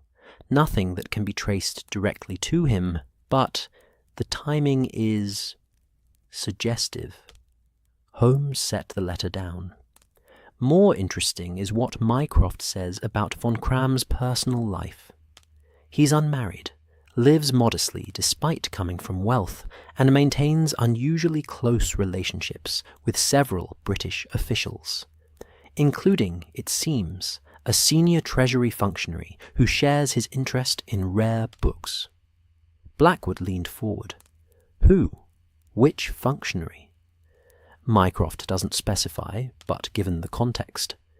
Holmes looked at Blackwood steadily. How well do you know Charles Pemberton? Pemberton? Blackwood blinked in surprise. Well enough, I suppose. We've worked together for years. He's always been pleasant, professional. I know he collects books. Has a rather impressive library, actually. He's mentioned it occasionally. Has he ever mentioned knowing von Kramm socially? Blackwood's brow furrowed in concentration. Not that I recall, but we don't discuss our personal lives much. The Treasury isn't the sort of place where people become intimate friends. He paused. You think Pemberton is involved?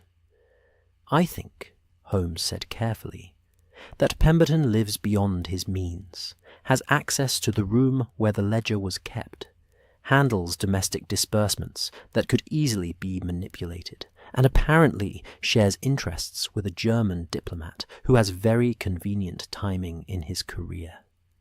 That's not proof, but it's certainly suspicious.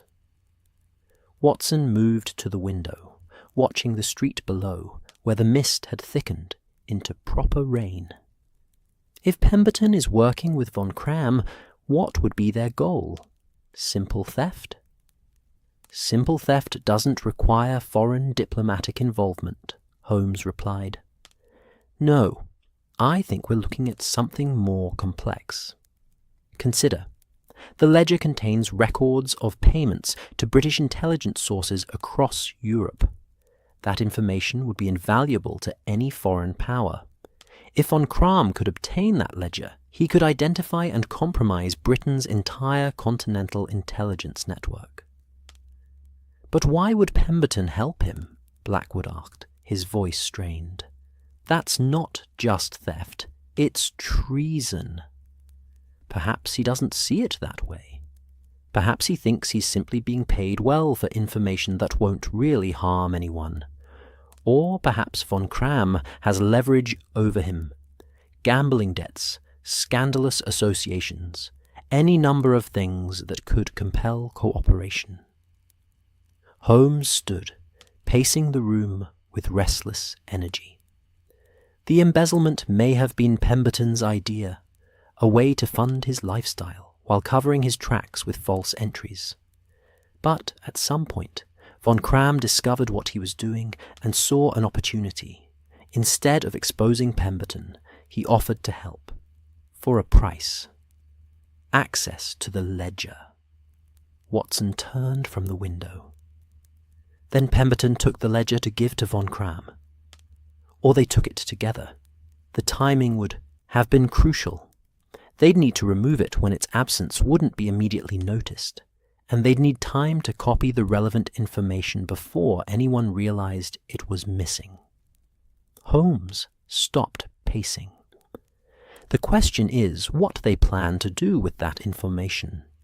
Simply knowing the names of British agents is valuable, but acting on that knowledge would reveal the compromise. There must be a specific operation they're trying to undermine, or a particular moment when that intelligence becomes critical. The Balkan crisis, Blackwood said suddenly. There's been talk in the office about renewed tensions between Austria and Russia over Bosnia. The Foreign Office is preparing contingency plans, trying to determine what Russia might do and what allies we can count on. If Germany wanted to influence British policy, they'd need to know what intelligence we're receiving and from whom, Holmes finished. Yes, that fits. The diplomatic situation in the Balkans is precarious. A few well-placed lies, a few compromised sources feeding false information. It could push Britain toward the wrong alliance, or away from necessary action. The room fell silent, except for the soft patter of rain against the windows. Watson found himself thinking about the intricate web of alliances and enmities that held Europe in careful balance, about how easily that balance could be disrupted by men pursuing their own interests under the guise of patriotism or profit. "So what do we do?" he asked finally. Holmes returned to his desk, pulling out a fresh sheet of paper. "We need proof. Everything we have is circumstantial, suggestive, but not conclusive. We need to catch them in the act or find the ledger itself." He began writing rapidly. "I'm going to send word to Langdale Pike to meet us this evening. He may know more about Pemberton's personal circumstances and his connection to von Cram. Meanwhile, Watson, I need you to do something that may seem odd." "What's that?" "I need you to visit bookshops, specifically rare bookshops in the sort of neighborhoods where discriminating collectors might browse. Take note of any recent purchases by Charles Pemberton, what books he's bought, how much he's spent, whether he's mentioned any upcoming acquisitions." Watson raised an eyebrow. "You think he's spending the embezzled funds on books?" "I think rare books are an excellent way to launder money. They're portable, their value is subjective and can be inflated, and transactions are often conducted in cash with minimal documentation. If Pemberton is buying expensive volumes, it would explain where the stolen money is going, and it would give us something tangible to trace." "And what will you be doing?" Holmes smiled, and it was not a pleasant expression. "I'm going to pay a visit to the German embassy. Not officially, you understand. But I think it's time Heinrich von Cram and I had a conversation, even if he doesn't know we're having it." Blackwood looked alarmed. "Is that safe? If he's dangerous?" "Danger, Mr. Blackwood, is relative, and I've found that sometimes the best way to understand an adversary is to observe them in their natural habitat." Holmes checked his watch. "We have several hours before Pike can meet us. Watson, start with the bookshops on Charing Cross Road and work your way east. I'll meet you back here by 8. Watson nodded, already mentally plotting his route. As he prepared to leave, pulling on his still damp coat, he paused at the door. "Holmes, be careful. If Von Cram suspects we're investigating him, then he'll make a mistake, Holmes interrupted gently. And mistakes, Watson, are what we need. A guilty man who thinks himself safe is cautious and controlled. A guilty man who knows he's being pursued becomes reckless. And reckless men leave evidence.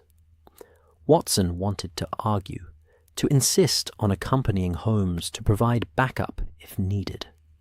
But he knew that expression on his friend's face, the focused intensity that meant the hunt was truly on, that Holmes had caught the scent and wouldn't be deterred. Instead, he simply nodded and headed out into the rain. The bookshops of London awaited, and somewhere among their dusty shelves and leather bindings might lie the proof they needed to unravel this tangled web of theft, treason, and international intrigue. Behind him, he heard Holmes giving instructions to Blackwood about security measures for the evening, his voice calm and assured. Watson smiled to himself as he stepped into the wet street. Whatever came next, they were closing in on the truth. He could feel it the way one felt a change in the weather, that sense of pressure building toward an inevitable storm. And when that storm broke, Watson intended to be there, standing beside his friend, as they always did when danger threatened and justice demanded action. The rain had settled into a steady rhythm by the time Watson emerged from his fourth bookshop, his notebook dampened at the edges, and his spirits considerably dampened as well. The proprietor of Marchmont's rare books, a wizened man with ink-stained fingers and the suspicious manner of someone who'd dealt with too many browsers and not enough buyers, had been singularly unhelpful, insisting he couldn't possibly remember every customer who'd purchased volumes in the past months. And besides, wasn't such information confidential? Watson had persisted, employing a combination of charm and a carefully placed guinea, and had finally extracted the admission that yes, a Mr. Pemberton was indeed a regular customer, and yes, he'd made several significant purchases recently. But no, the proprietor couldn't possibly share specific details without the customer's express permission. It was a matter of professional ethics, you understand. The other shops had yielded similar results. Acknowledgement of Pemberton's patronage, vague mentions of substantial acquisitions, but nothing concrete enough to constitute evidence. Watson was beginning to understand why Holmes had assigned him this task. It was tedious, methodical work that required patience rather than brilliance, and Holmes had never been particularly patient when his mind was racing ahead to conclusions. The evening was drawing in properly now, the street lamps being lit one by one as Watson made his way toward his final destination, a small, exclusive establishment on a side street near the British Museum. Blackwell & Sons had been recommended by the proprietor of the previous shop as a place where serious collectors went for extraordinary volumes. It was the sort of recommendation that came with a knowing look, suggesting that whatever was sold at Blackwell & Sons existed in a category beyond mere books. The shop itself was unassuming from the outside, a narrow frontage squeezed between a tobacconist and a map seller, with windows so dusty they obscured rather than displayed the contents within. A small brass bell chimed as Watson pushed open the door, and he found himself in a space that smelled of leather, old paper, and something else. A faint chemical odour he couldn't quite identify. The interior was dim, lit by gas lamps that cast more shadow than illumination. Shelves climbed to the ceiling, packed with volumes in varying states of preservation. A narrow aisle wound between display cases containing what appeared to be manuscripts, their pages protected behind glass.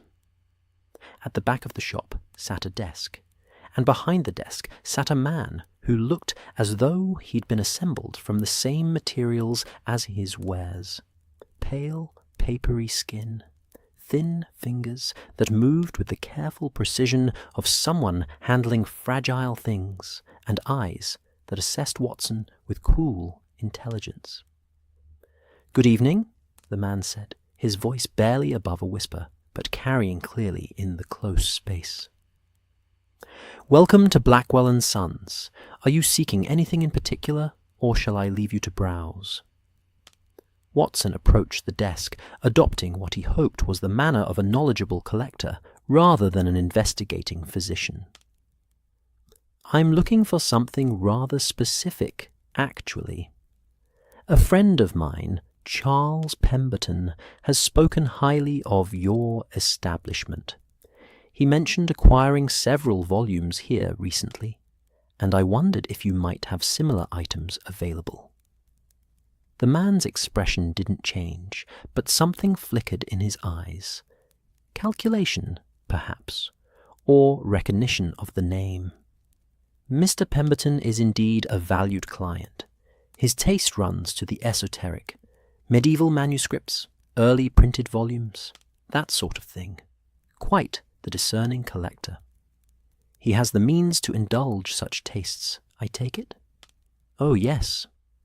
The man leaned back in his chair, steepling his fingers.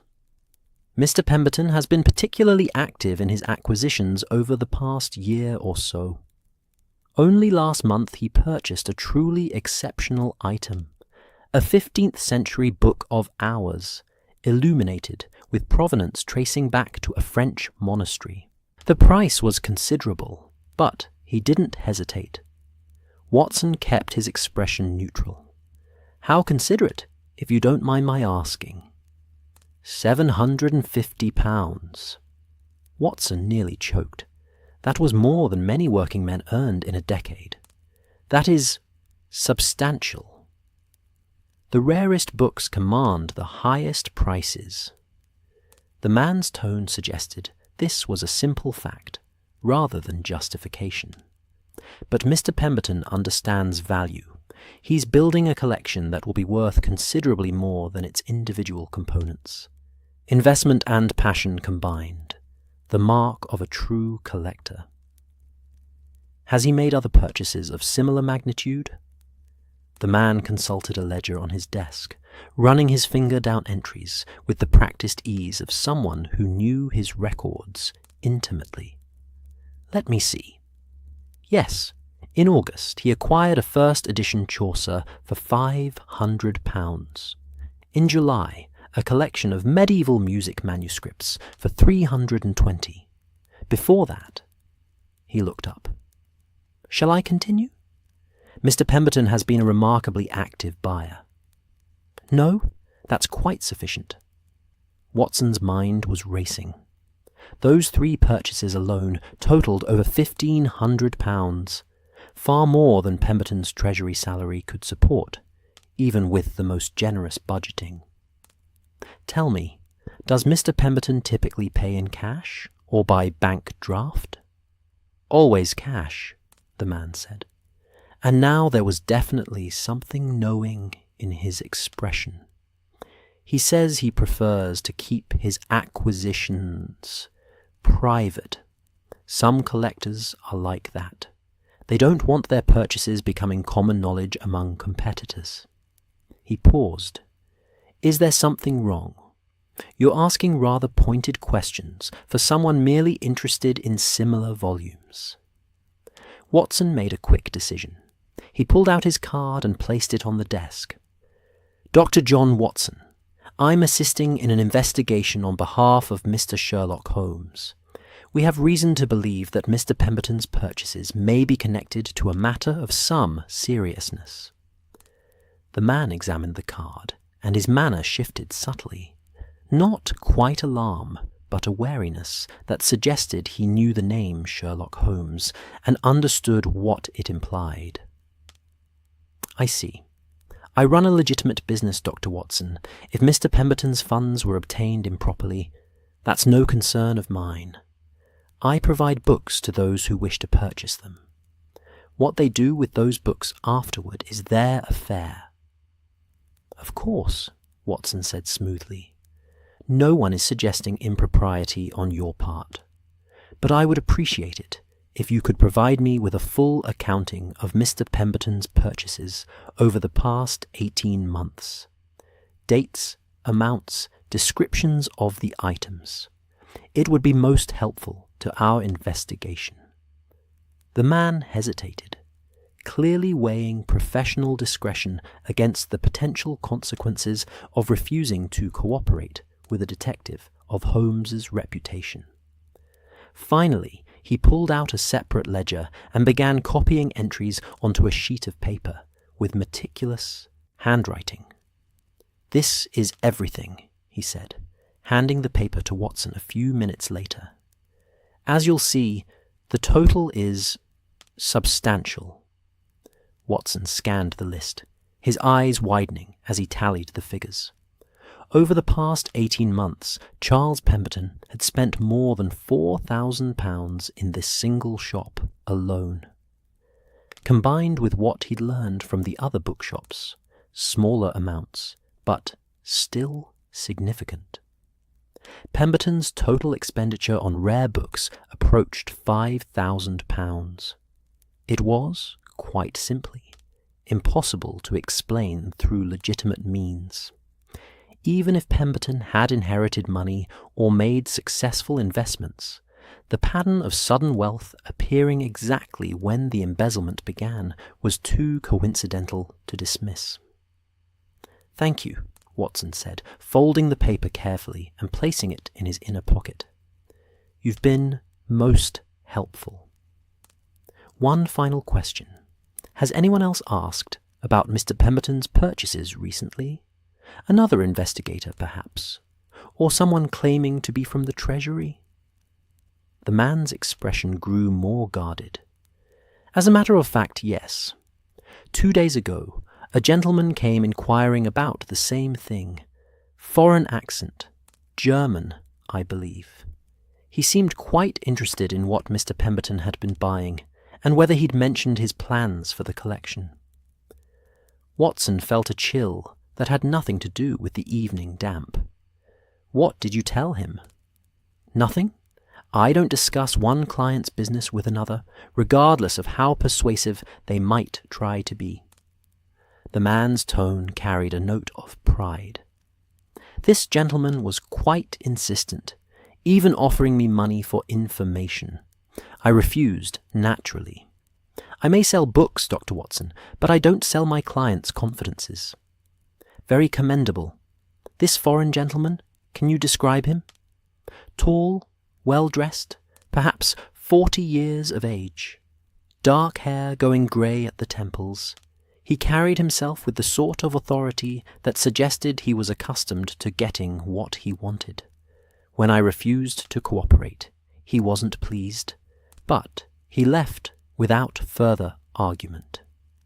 It matched the description of the man who'd called at Baker Street. Von Cram, or someone working with him, had been following the same trail Watson was now pursuing. The question was why? If Von Cram and Pemberton were collaborating, why would the German diplomat need to investigate his supposed partner's activities? Unless, Watson thought with growing unease, Pemberton wasn't a willing partner after all. Unless Von Cram had something on him and was ensuring his leverage remained effective. Watson thanked the proprietor again and stepped back out into the rain, which had strengthened into a proper downpour. He pulled his coat tight and hurried through streets that gleamed with reflected lamplight, his mind working through the implications of what he'd discovered. By the time he reached Baker Street, he was thoroughly soaked and intensely eager to share his findings with Holmes. But as he climbed the stairs to their sitting room, he heard voices. Holmes, certainly, but also another voice, cultured and unfamiliar, speaking with the precise English of someone for whom it wasn't quite a native tongue. Watson pushed open the door to find Holmes standing by the fireplace, perfectly dry and composed, engaged in conversation with a tall, distinguished-looking man who could only be Heinrich von Kramm. The German diplomat turned as Watson entered, and his smile was cordial, but his eyes were cold and measuring. "Ah, Dr. Watson," Holmes said, with a calmness that suggested this was all perfectly normal. "Excellent timing. Mr. von Kramm was just explaining his interest in our investigation. It seems we've attracted some diplomatic attention." Von Kramm inclined his head in a slight bow. "Dr. Watson, your reputation precedes you. I hope you'll forgive my intrusion, but when I learned that Mr. Holmes was investigating matters touching on diplomatic security, I felt it necessary to make myself known." Watson set down his wet hat and moved further into the room, acutely aware that Edmund Blackwood was nowhere to be seen. Presumably, Holmes had sent him out, or hidden him away before this unexpected visitor arrived. "You have an interest in treasury matters, Herr von Kramm?" "I have an interest in anything that might affect relations between our nations," von Kramm replied smoothly. "And I understand there's been some concern about financial irregularities at the Treasury. Such things, if they became public, could damage confidence in British institutions, which would be unfortunate for everyone involved." "How considerate of you to be concerned about British institutional confidence," Holmes said, and there was the faintest edge of irony in his tone. "Tell me, have you been making inquiries of your own into these matters? Visiting rare bookshops, for instance, asking questions about certain Treasury officials?" Von Kramm's expression didn't change, but something flickered behind his eyes. "I make many inquiries in the course of my duties, Mr. Holmes. The German embassy has an interest in understanding the financial stability of our British counterparts. It's simply good diplomatic practice." "Of course." Holmes moved to pour brandy from the decanter on the sideboard, offering a glass to von Kramm, who accepted with another slight bow. "And your relationship with Charles Pemberton? That's also simply good diplomatic practice. Cultivating friendships with Treasury officials. Mr. Pemberton and I share an interest in medieval manuscripts. We've met socially on several occasions to discuss our mutual passion. There's nothing improper in that, surely." "Nothing at all," Holmes agreed. "Unless, of course, those social occasions have been used to discuss matters beyond medieval manuscripts. Unless friendship has been weaponized into leverage. Unless a man's financial indiscretions have been discovered and exploited by someone with access to information that could ruin him." The room fell silent, except for the crackle of the fire. Von Kramm sipped his brandy, his expression thoughtful, and when he spoke again, his tone had lost some of its diplomatic polish. "You're very perceptive, Mr. Holmes. It's one of the things that makes you dangerous." He set down his glass with careful precision. "Let me be frank, since we seem to have moved beyond polite fictions. Yes, I know about Charles Pemberton's embezzlement. Yes, I've used that knowledge to obtain certain information from him. But before you cast me as the villain in this drama, consider what Pemberton was doing with those stolen funds. Building a collection of rare books, artifacts of culture and learning, hardly the actions of a common criminal. Theft is theft, regardless of what one does with the proceeds," Watson said sharply. Von Kramm turned to him with an expression of mild disappointment. "Is it, Dr. Watson? How absolutist of you. I would have thought a man of your experience would understand that morality exists in shades of grey rather than stark black and white." He looked back at Holmes. Pemberton took money that was being wasted on fictional intelligence operations, reports that were never filed, contacts that never existed. He simply redirected those funds to purposes he considered more worthwhile. And you helped him do this in exchange for access to the Scarlet ledger, Holmes said quietly. Von Cram smiled. The ledger is a fascinating document. So many names, so many secrets. Britain's intelligence network laid bare for anyone who knows how to read between the lines. Yes, I was interested in it. Any intelligence professional would be. But I never asked Pemberton to steal it. That was his own panicked decision when he realized your Mr. Blackwood was getting too close to the truth. Where is it now? Holmes asked. That, Von Cram said, is an excellent question. I wish I knew. Pemberton took it, presumably to destroy the evidence of his embezzlement, but he hasn't been answering my communications for the past 2 days. I'm beginning to think he's done something foolish. Watson exchanged glances with Holmes. This was not the confession he'd expected. Von Cram was positioning himself as an opportunist, rather than the primary criminal, someone who'd taken advantage of Pemberton's crimes but hadn't instigated them. Why are you telling us this? Watson asked. Von Cram stood, retrieving his coat from where it had been draped over a chair. Because, Dr. Watson, I've decided that Charles Pemberton has become more of a liability than an asset. If he's destroyed the ledger, my investment in him has become worthless. If he still has it, and is planning to use it for some purpose of his own, well, that could be problematic for everyone involved. He pulled on his coat with elegant efficiency. I came here tonight to propose a bargain. Help me find Pemberton and recover the ledger, and I'll ensure that the diplomatic aspects of this affair are handled quietly.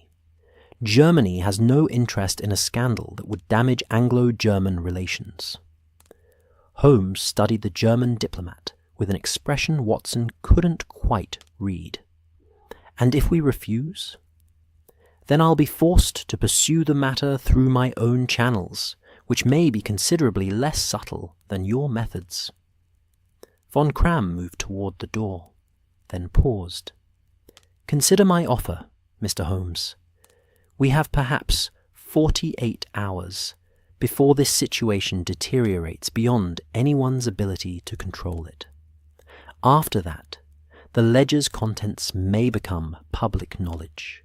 Dozens of intelligence operations will be compromised, and the resulting scandal will shake governments in at least 3 capitals. He opened the door, then looked back one final time. I'll be at my embassy. Contact me when you've made your decision. The door closed behind him, and Watson heard his footsteps descending the stairs with measured confidence. He turned to Holmes, who was staring into the fire with an expression of deep concentration. "Do you believe him?" Watson asked. "I believe," Holmes said slowly, "that he told us a version of the truth, carefully calculated to serve his purposes. Whether it's the whole truth," he shrugged, "that remains to be seen. But he's right about one thing. We're running out of time. If Pemberton still has that ledger and is planning to do something with it, we need to find him before he acts. So what do we do?" Holmes turned from the fire, and his eyes held that fierce determination Watson had seen countless times before. "We do what we've always done, Watson. We pursue the truth, regardless of what powerful men might prefer. Von Cram can wait at his embassy all he likes. We work for justice, not diplomatic convenience." He strode to his desk and pulled out a map of London. Now, where would a desperate man go to hide when the world is closing in around him? The clock on the mantel had just chimed 9 when Langdale Pike arrived at Baker Street, shaking rain from his umbrella with the fastidious care of a man who considered dampness a personal affront. Pike was a curious specimen of London's social fauna, neither quite a gentleman nor quite journalist, but rather some hybrid creature who moved between drawing rooms and newspaper offices with equal facility, collecting gossip the way lepidopterists collected butterflies and selling it to whoever would pay his price. He was a tall, thin man with the sort of face that seemed designed for listening rather than speaking. Unremarkable features that people forgot the moment they looked away, which served him well in his profession. He dressed expensively, but not ostentatiously, always appearing as though he'd just come from somewhere important and was hurrying towards somewhere even more so. "Holmes, Watson," he said, accepting the chair Holmes offered with a graceful collapse that suggested the day had exhausted him. "When I received your note, I cancelled a dinner engagement with a particularly indiscreet countess. This had better be worth it." "Information always is," Holmes replied, pouring Pike a brandy without asking if he wanted one. Pike accepted it with a grateful nod. "Tell me what you know about Charles Pemberton." Pike's eyebrows rose slightly. "The Treasury man? Now that's an interesting shift in social circles for you, Holmes. Usually you're investigating murders and stolen jewels, not civil servants." He sipped his brandy, organizing his thoughts with the precision of someone who dealt in information as currency. "Pemberton is what we might call respectable but struggling. Good family, but no money. His father was a country vicar who left debts rather than an inheritance. Charles has worked the Treasury for 20 years, climbed to a position of modest authority, and married above his station." "His wife?" Watson prompted. "Cecilia Pemberton, née Hartwell, daughter of a shipping magnate who lost most of his fortune in some ill-advised investments before his death 5 years ago. Beautiful woman, expensive tastes, and absolutely no concept of living within one's means." Pike settled deeper into his chair. "The Pembertons maintain a house in Kensington, belong to clubs they can barely afford, and throw dinner parties that are the talk of their social circle, though not always for the right reasons." "What do you mean?" Holmes asked. Pike smiled thinly. "There are rumours. Nothing concrete, you understand, but whispers that suggest financial strain. Tradesmen complaining about late payments, a jewellery shop that supposedly extended considerable credit for a rather spectacular necklace Mrs. Pemberton wore to the opera last season. The sort of thing that makes people wonder where the money's coming from." "Or where it's going," Watson murmured. "Precisely. And then there's the book collection." Pike leaned forward, warming to his subject. "Pemberton has become quite the collector over the past 18 months, not just buying volumes, but pursuing them with what can only be described as obsession. He's been seen at auctions, bidding aggressively against other collectors. He's developed relationships with dealers in rare manuscripts. Some people in those circles have started calling him the Treasury bibliophile, though not always kindly. There's a sense that he's trying too hard, buying reputation rather than building knowledge." Holmes nodded slowly. "Has he been seen with any particular associates? Foreign gentlemen, perhaps?" "Ah." Pike's expression grew knowing. "You're asking about Von Cram. Yes, they've been seen together on several occasions. Dinners, gallery openings, that sort of thing. The diplomatic community found it curious. Treasury officials and foreign diplomats don't usually socialize outside of formal functions, but Pemberton and von Cram seemed quite friendly. There was talk that they bonded over their shared interest in medieval texts. Just talk, Holmes pressed. Pike hesitated, and Watson recognized that particular pause, the moment when a gossip decided whether information was worth sharing or should be held back for future advantage. Finally, Pike spoke.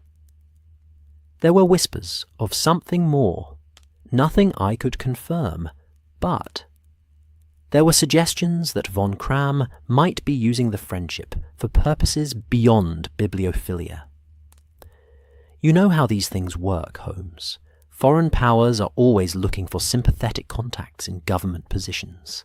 A man with financial troubles and expensive habits makes a tempting target. And has Pemberton been seen recently? In the past few days, say? That's the interesting thing, Pike said. He hasn't. He didn't appear at his club on Tuesday, his regular night for cards. He missed a book auction on Wednesday that he'd been talking about for weeks. And yesterday, Mrs. Pemberton was seen at a tea gathering, looking distinctly agitated, claiming her husband was away on sudden Treasury business. Pike finished his brandy. If I were a betting man, I'd say Charles Pemberton has gone to ground. The question is why. Holmes stood and began pacing, his restless energy filling the room. Because he's stolen something that multiple parties want, and he's trying to decide what to do with it. He can't go home. Too obvious. He can't access his usual haunts. Too many people watching. He needs somewhere private, somewhere he can think and plan his next move. Does he have a family? Watson asked Pike. Somewhere outside London he might retreat to? His only living relative is a sister in Bath, married to a doctor, 3 children, thoroughly respectable. I can't imagine Pemberton involving them in whatever trouble he's gotten himself into. Pike pulled out a small notebook, consulting it. As for property, the Pembertons rent their house. They don't own it. No country cottage, no bolt hole that I know of. What about his book collection? Holmes stopped pacing suddenly. Where does he keep it? If he's accumulated volumes worth thousands of pounds, they must be stored somewhere. Pike's face lit with understanding. Of course. He's been having space issues at the Kensington house. Mrs. Pemberton complained about it at a dinner party. She said books were taking over rooms that should be used for entertaining. Pemberton supposedly rented separate storage space for his collection. I don't know where, but it wouldn't be difficult to find out. Holmes spun toward his desk, pulling out a paper and pen. I need you to find out. Tonight, if possible. Check with the dealers who've sold to him. One of them must know where the collection is housed. Use whatever methods you need to, but be discreet. Pike rose, accepting the implicit dismissal. I'll send word as soon as I have something. Though Holmes... He paused at the door. Whatever Pemberton's done, is it worth all this effort? The man's a footnote in the Treasury hierarchy. Surely there are more significant cases demanding your attention. Holmes's expression grew grave. What Pemberton has done, or, rather, what he's taken, could compromise British intelligence operations across Europe and damage diplomatic relations for years to come. He may be a footnote in the Treasury hierarchy, Pike, but he's currently holding a document that could reshape the continent's balance of power. That makes him very significant indeed. Pike absorbed this with the calculating look of someone mentally revising the value of the information he possessed. I see. Well then, I'd better get to work. He retrieved his umbrella and headed for the door, then paused again. Holmes, if this is as serious as you're suggesting, be careful. People who deal in state secrets tend not to appreciate detectives who interfere with their plans.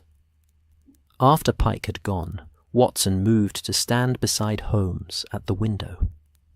The rain had eased slightly, but the street below remained dark and slick, the occasional passerby hurrying through pools of lamplight like actors crossing a stage. "Do you think he'll find it?"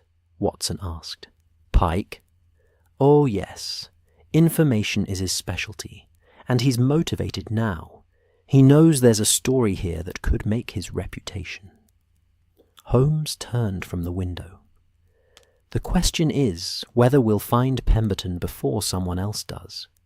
Von Cram isn't the only one who'll be looking for him." "You think there are others?" "The ledger contains the names of British intelligence assets. If word has gotten out that it's missing, and these things always get out eventually, every foreign intelligence service in London will be trying to locate it. Von Cram is German, but what about the French, the Russians? Even the Austrians might have an interest." Holmes moved to the fireplace, stirring the coals absently. "Pemberton has made himself the most dangerous man in London without fully realizing it."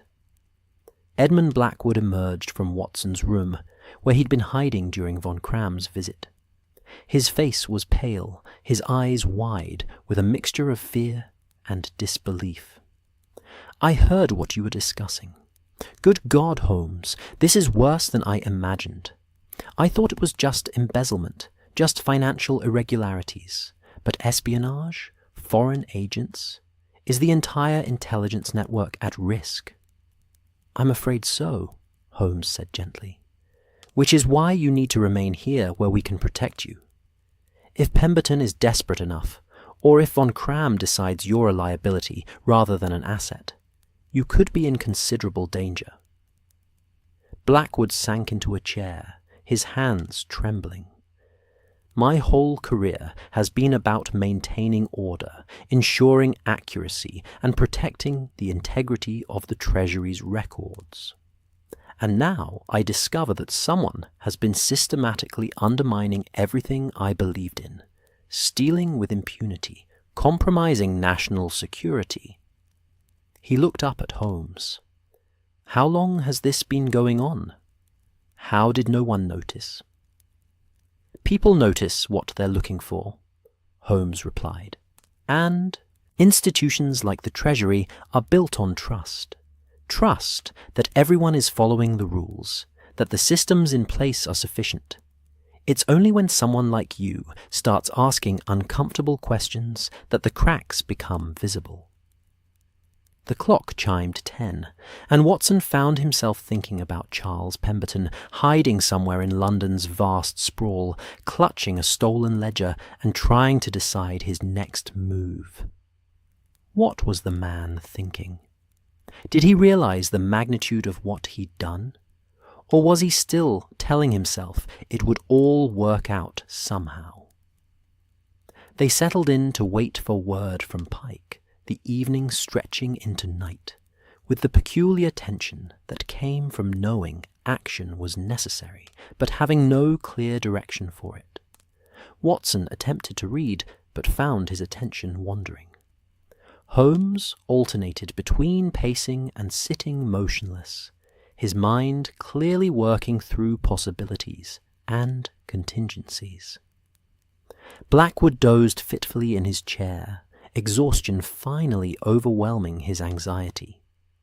It was nearly midnight when a sharp knock at the door brought them all to attention. Mrs. Hudson, who'd gone to bed an hour earlier, appeared in her dressing gown, looking disapproving, but resigned.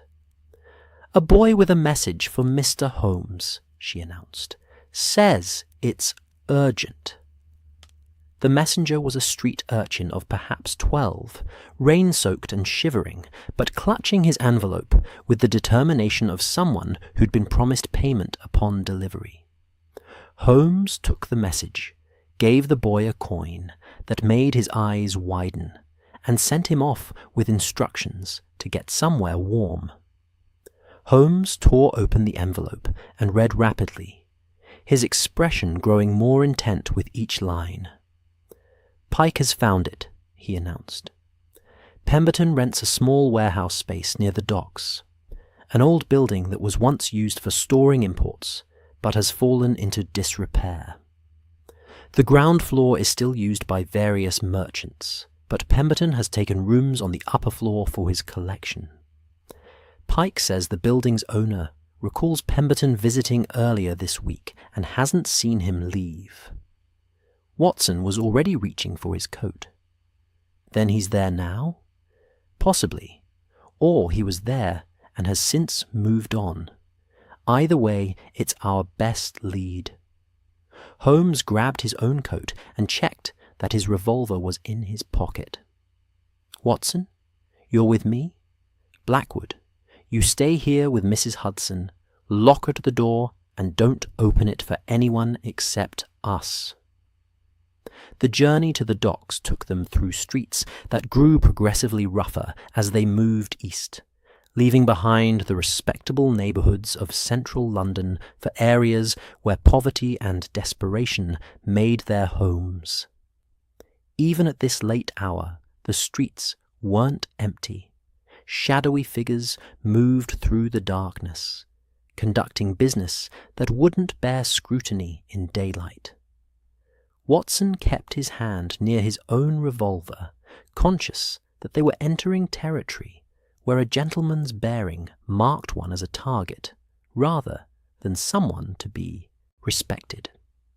The warehouse Pike had identified stood on a narrow lane near the river, its bulk rising like a dark monument to faded commercial glory. The ground floor showed signs of habitation, faint light visible through grimy windows, the sound of voices raised in argument or negotiation.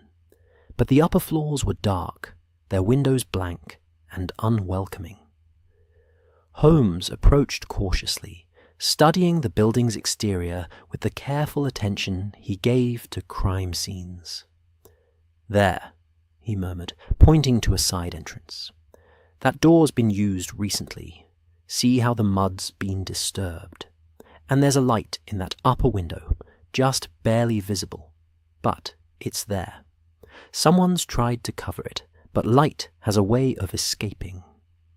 They made their way to the side entrance, Holmes testing the door handle with gentle pressure. It was unlocked. Either Pemberton had been careless, or he'd wanted to preserve the option of quick escape. The door opened onto a narrow staircase that climbed into darkness, the steps creaking with age and neglect. Holmes produced a small dark lantern from his pocket, opening its shutter just enough to provide minimal illumination. They climbed slowly, Watson acutely conscious of every sound, their footsteps, their breathing, the distant sounds of the building settling. If Pemberton was here and was armed, they were walking into a potentially dangerous confrontation. The stairs ended at a landing with a single door. Light showed beneath it, wavering, uncertain, probably candlelight rather than gas. Holmes paused, listening intently, then knocked softly. "Mr. Pemberton? This is Sherlock Holmes. I'd like to speak with you." Silence. Then, after a long moment, a voice, cultured but strained with the edge of desperation. "Go away. This doesn't concern you." "I'm afraid it does," Holmes replied calmly. "You have something that belongs to the Crown, and there are several parties very interested in obtaining it. If you speak with me now, we may be able to resolve this situation without anyone getting hurt." Another long silence. Then the sound of movement, furniture being shifted, followed by the click of a lock being turned. The door opened to reveal Charles Pemberton, and Watson felt a shock of recognition mixed with pity. The man before them looked nothing like the confident Treasury official they'd met days earlier. His face was haggard, unshaven, with dark circles beneath eyes that darted nervously between Holmes and Watson. His clothes were rumpled, his collar undone, and he held himself with the hunched posture of someone expecting a blow. "Just you," Pemberton said, his voice hoarse. "Your friend stays outside." Holmes glanced at Watson, who nodded reluctantly and positioned himself beside the door. Holmes entered, and the door closed behind him, though not completely. Watson could hear the murmur of voices, but couldn't make out individual words. The minutes stretched. Watson stood in the darkness of the landing, listening to the building's nighttime sounds and trying not to imagine all the things that could go wrong. Holmes was unarmed, except for his revolver, facing a desperate man who had everything to lose. If Pemberton panicked, if he decided violence was his only option. Then Watson heard a sound that made his blood run cold, a sharp cry, the crash of furniture, and Holmes's voice raised in warning. Watson didn't hesitate. He threw open the door and rushed in, his own revolver drawn, taking in the scene in an instant.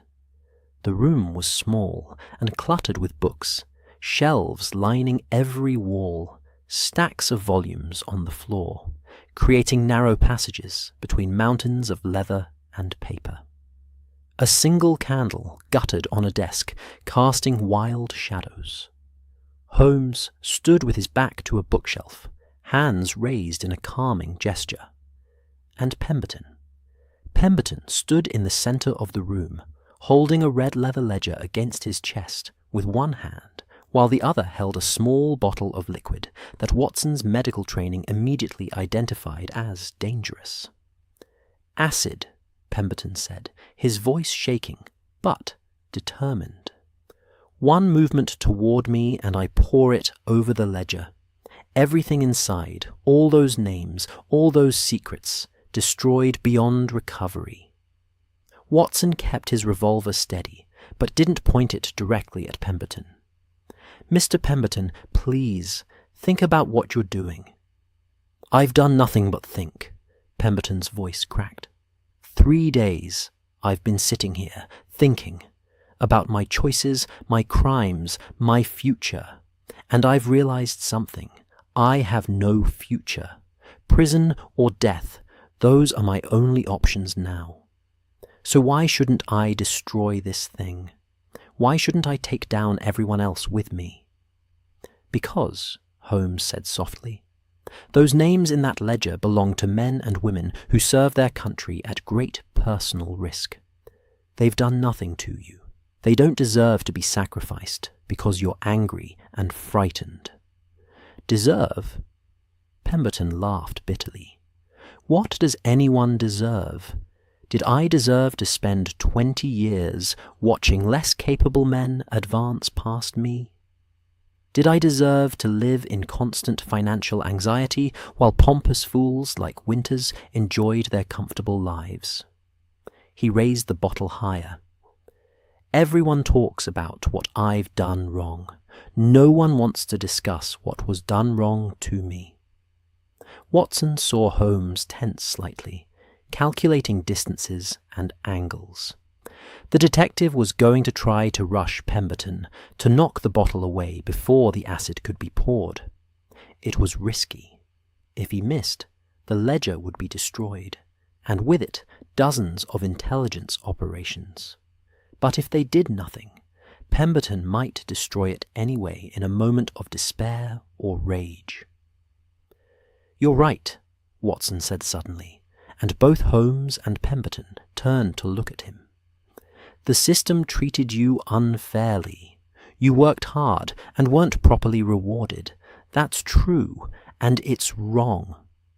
Pemberton blinked, clearly not expecting agreement. "Then you understand?" "I understand the unfairness," Watson continued, taking a careful step forward. "But Mr. Pemberton, I've seen too many men destroy themselves by letting bitterness consume them. I've watched soldiers come home from war only to drink themselves to death because they couldn't let go of what they'd lost. I've treated patients who died not from their injuries, but from their refusal to accept help. He gestured to the ledger. That book won't give you justice. Destroying it won't undo what's been done to you. It will only ensure that your story ends in complete darkness, with nothing redeemable left behind. Pemberton's hand trembled. What else is there? They'll send me to prison. My wife will leave me. My reputation will be destroyed. Everything I worked for, everything I tried to build, gone. Yes, Watson said simply. All of that is likely true. But you'll be alive. And while you're alive, there's a possibility. Maybe not the possibility you hoped for, but something. A chance to think, to understand yourself, perhaps to write or teach, or simply to exist with some measure of peace. He lowered his revolver completely. I'm not asking you to be happy about your fate. I'm asking you not to compound your crimes by destroying innocent lives along with your own. The room fell silent, except for the soft sputter of the candle. Pemberton stood frozen, the bottle and ledger still clutched in his hands, his face a mask of anguish and indecision. Watson could see the war being fought behind those haunted eyes, pride against practicality, despair against the faint hope that surrender might bring some measure of peace. Finally, slowly, Pemberton lowered the bottle. His shoulders sagged, and he seemed to shrink into himself, all the fight draining out in a single moment. All right, he whispered. Take it. Take the damn thing. Maybe in prison I'll finally be able to sleep. Holmes moved forward carefully, gently taking both the ledger and the bottle from Pemberton's unresisting hands. The Treasury official sank into his chair, burying his face in his hands, his body shaking with silent sobs. Watson holstered his revolver and approached, his medical instincts taking over. He placed a hand on Pemberton's shoulder, feeling the tremors running through the man. You've made the right choice, he said quietly. It may not feel like it now, but you have. They waited while Pemberton composed himself, then helped him to his feet. The journey back through London's nighttime streets was sombre.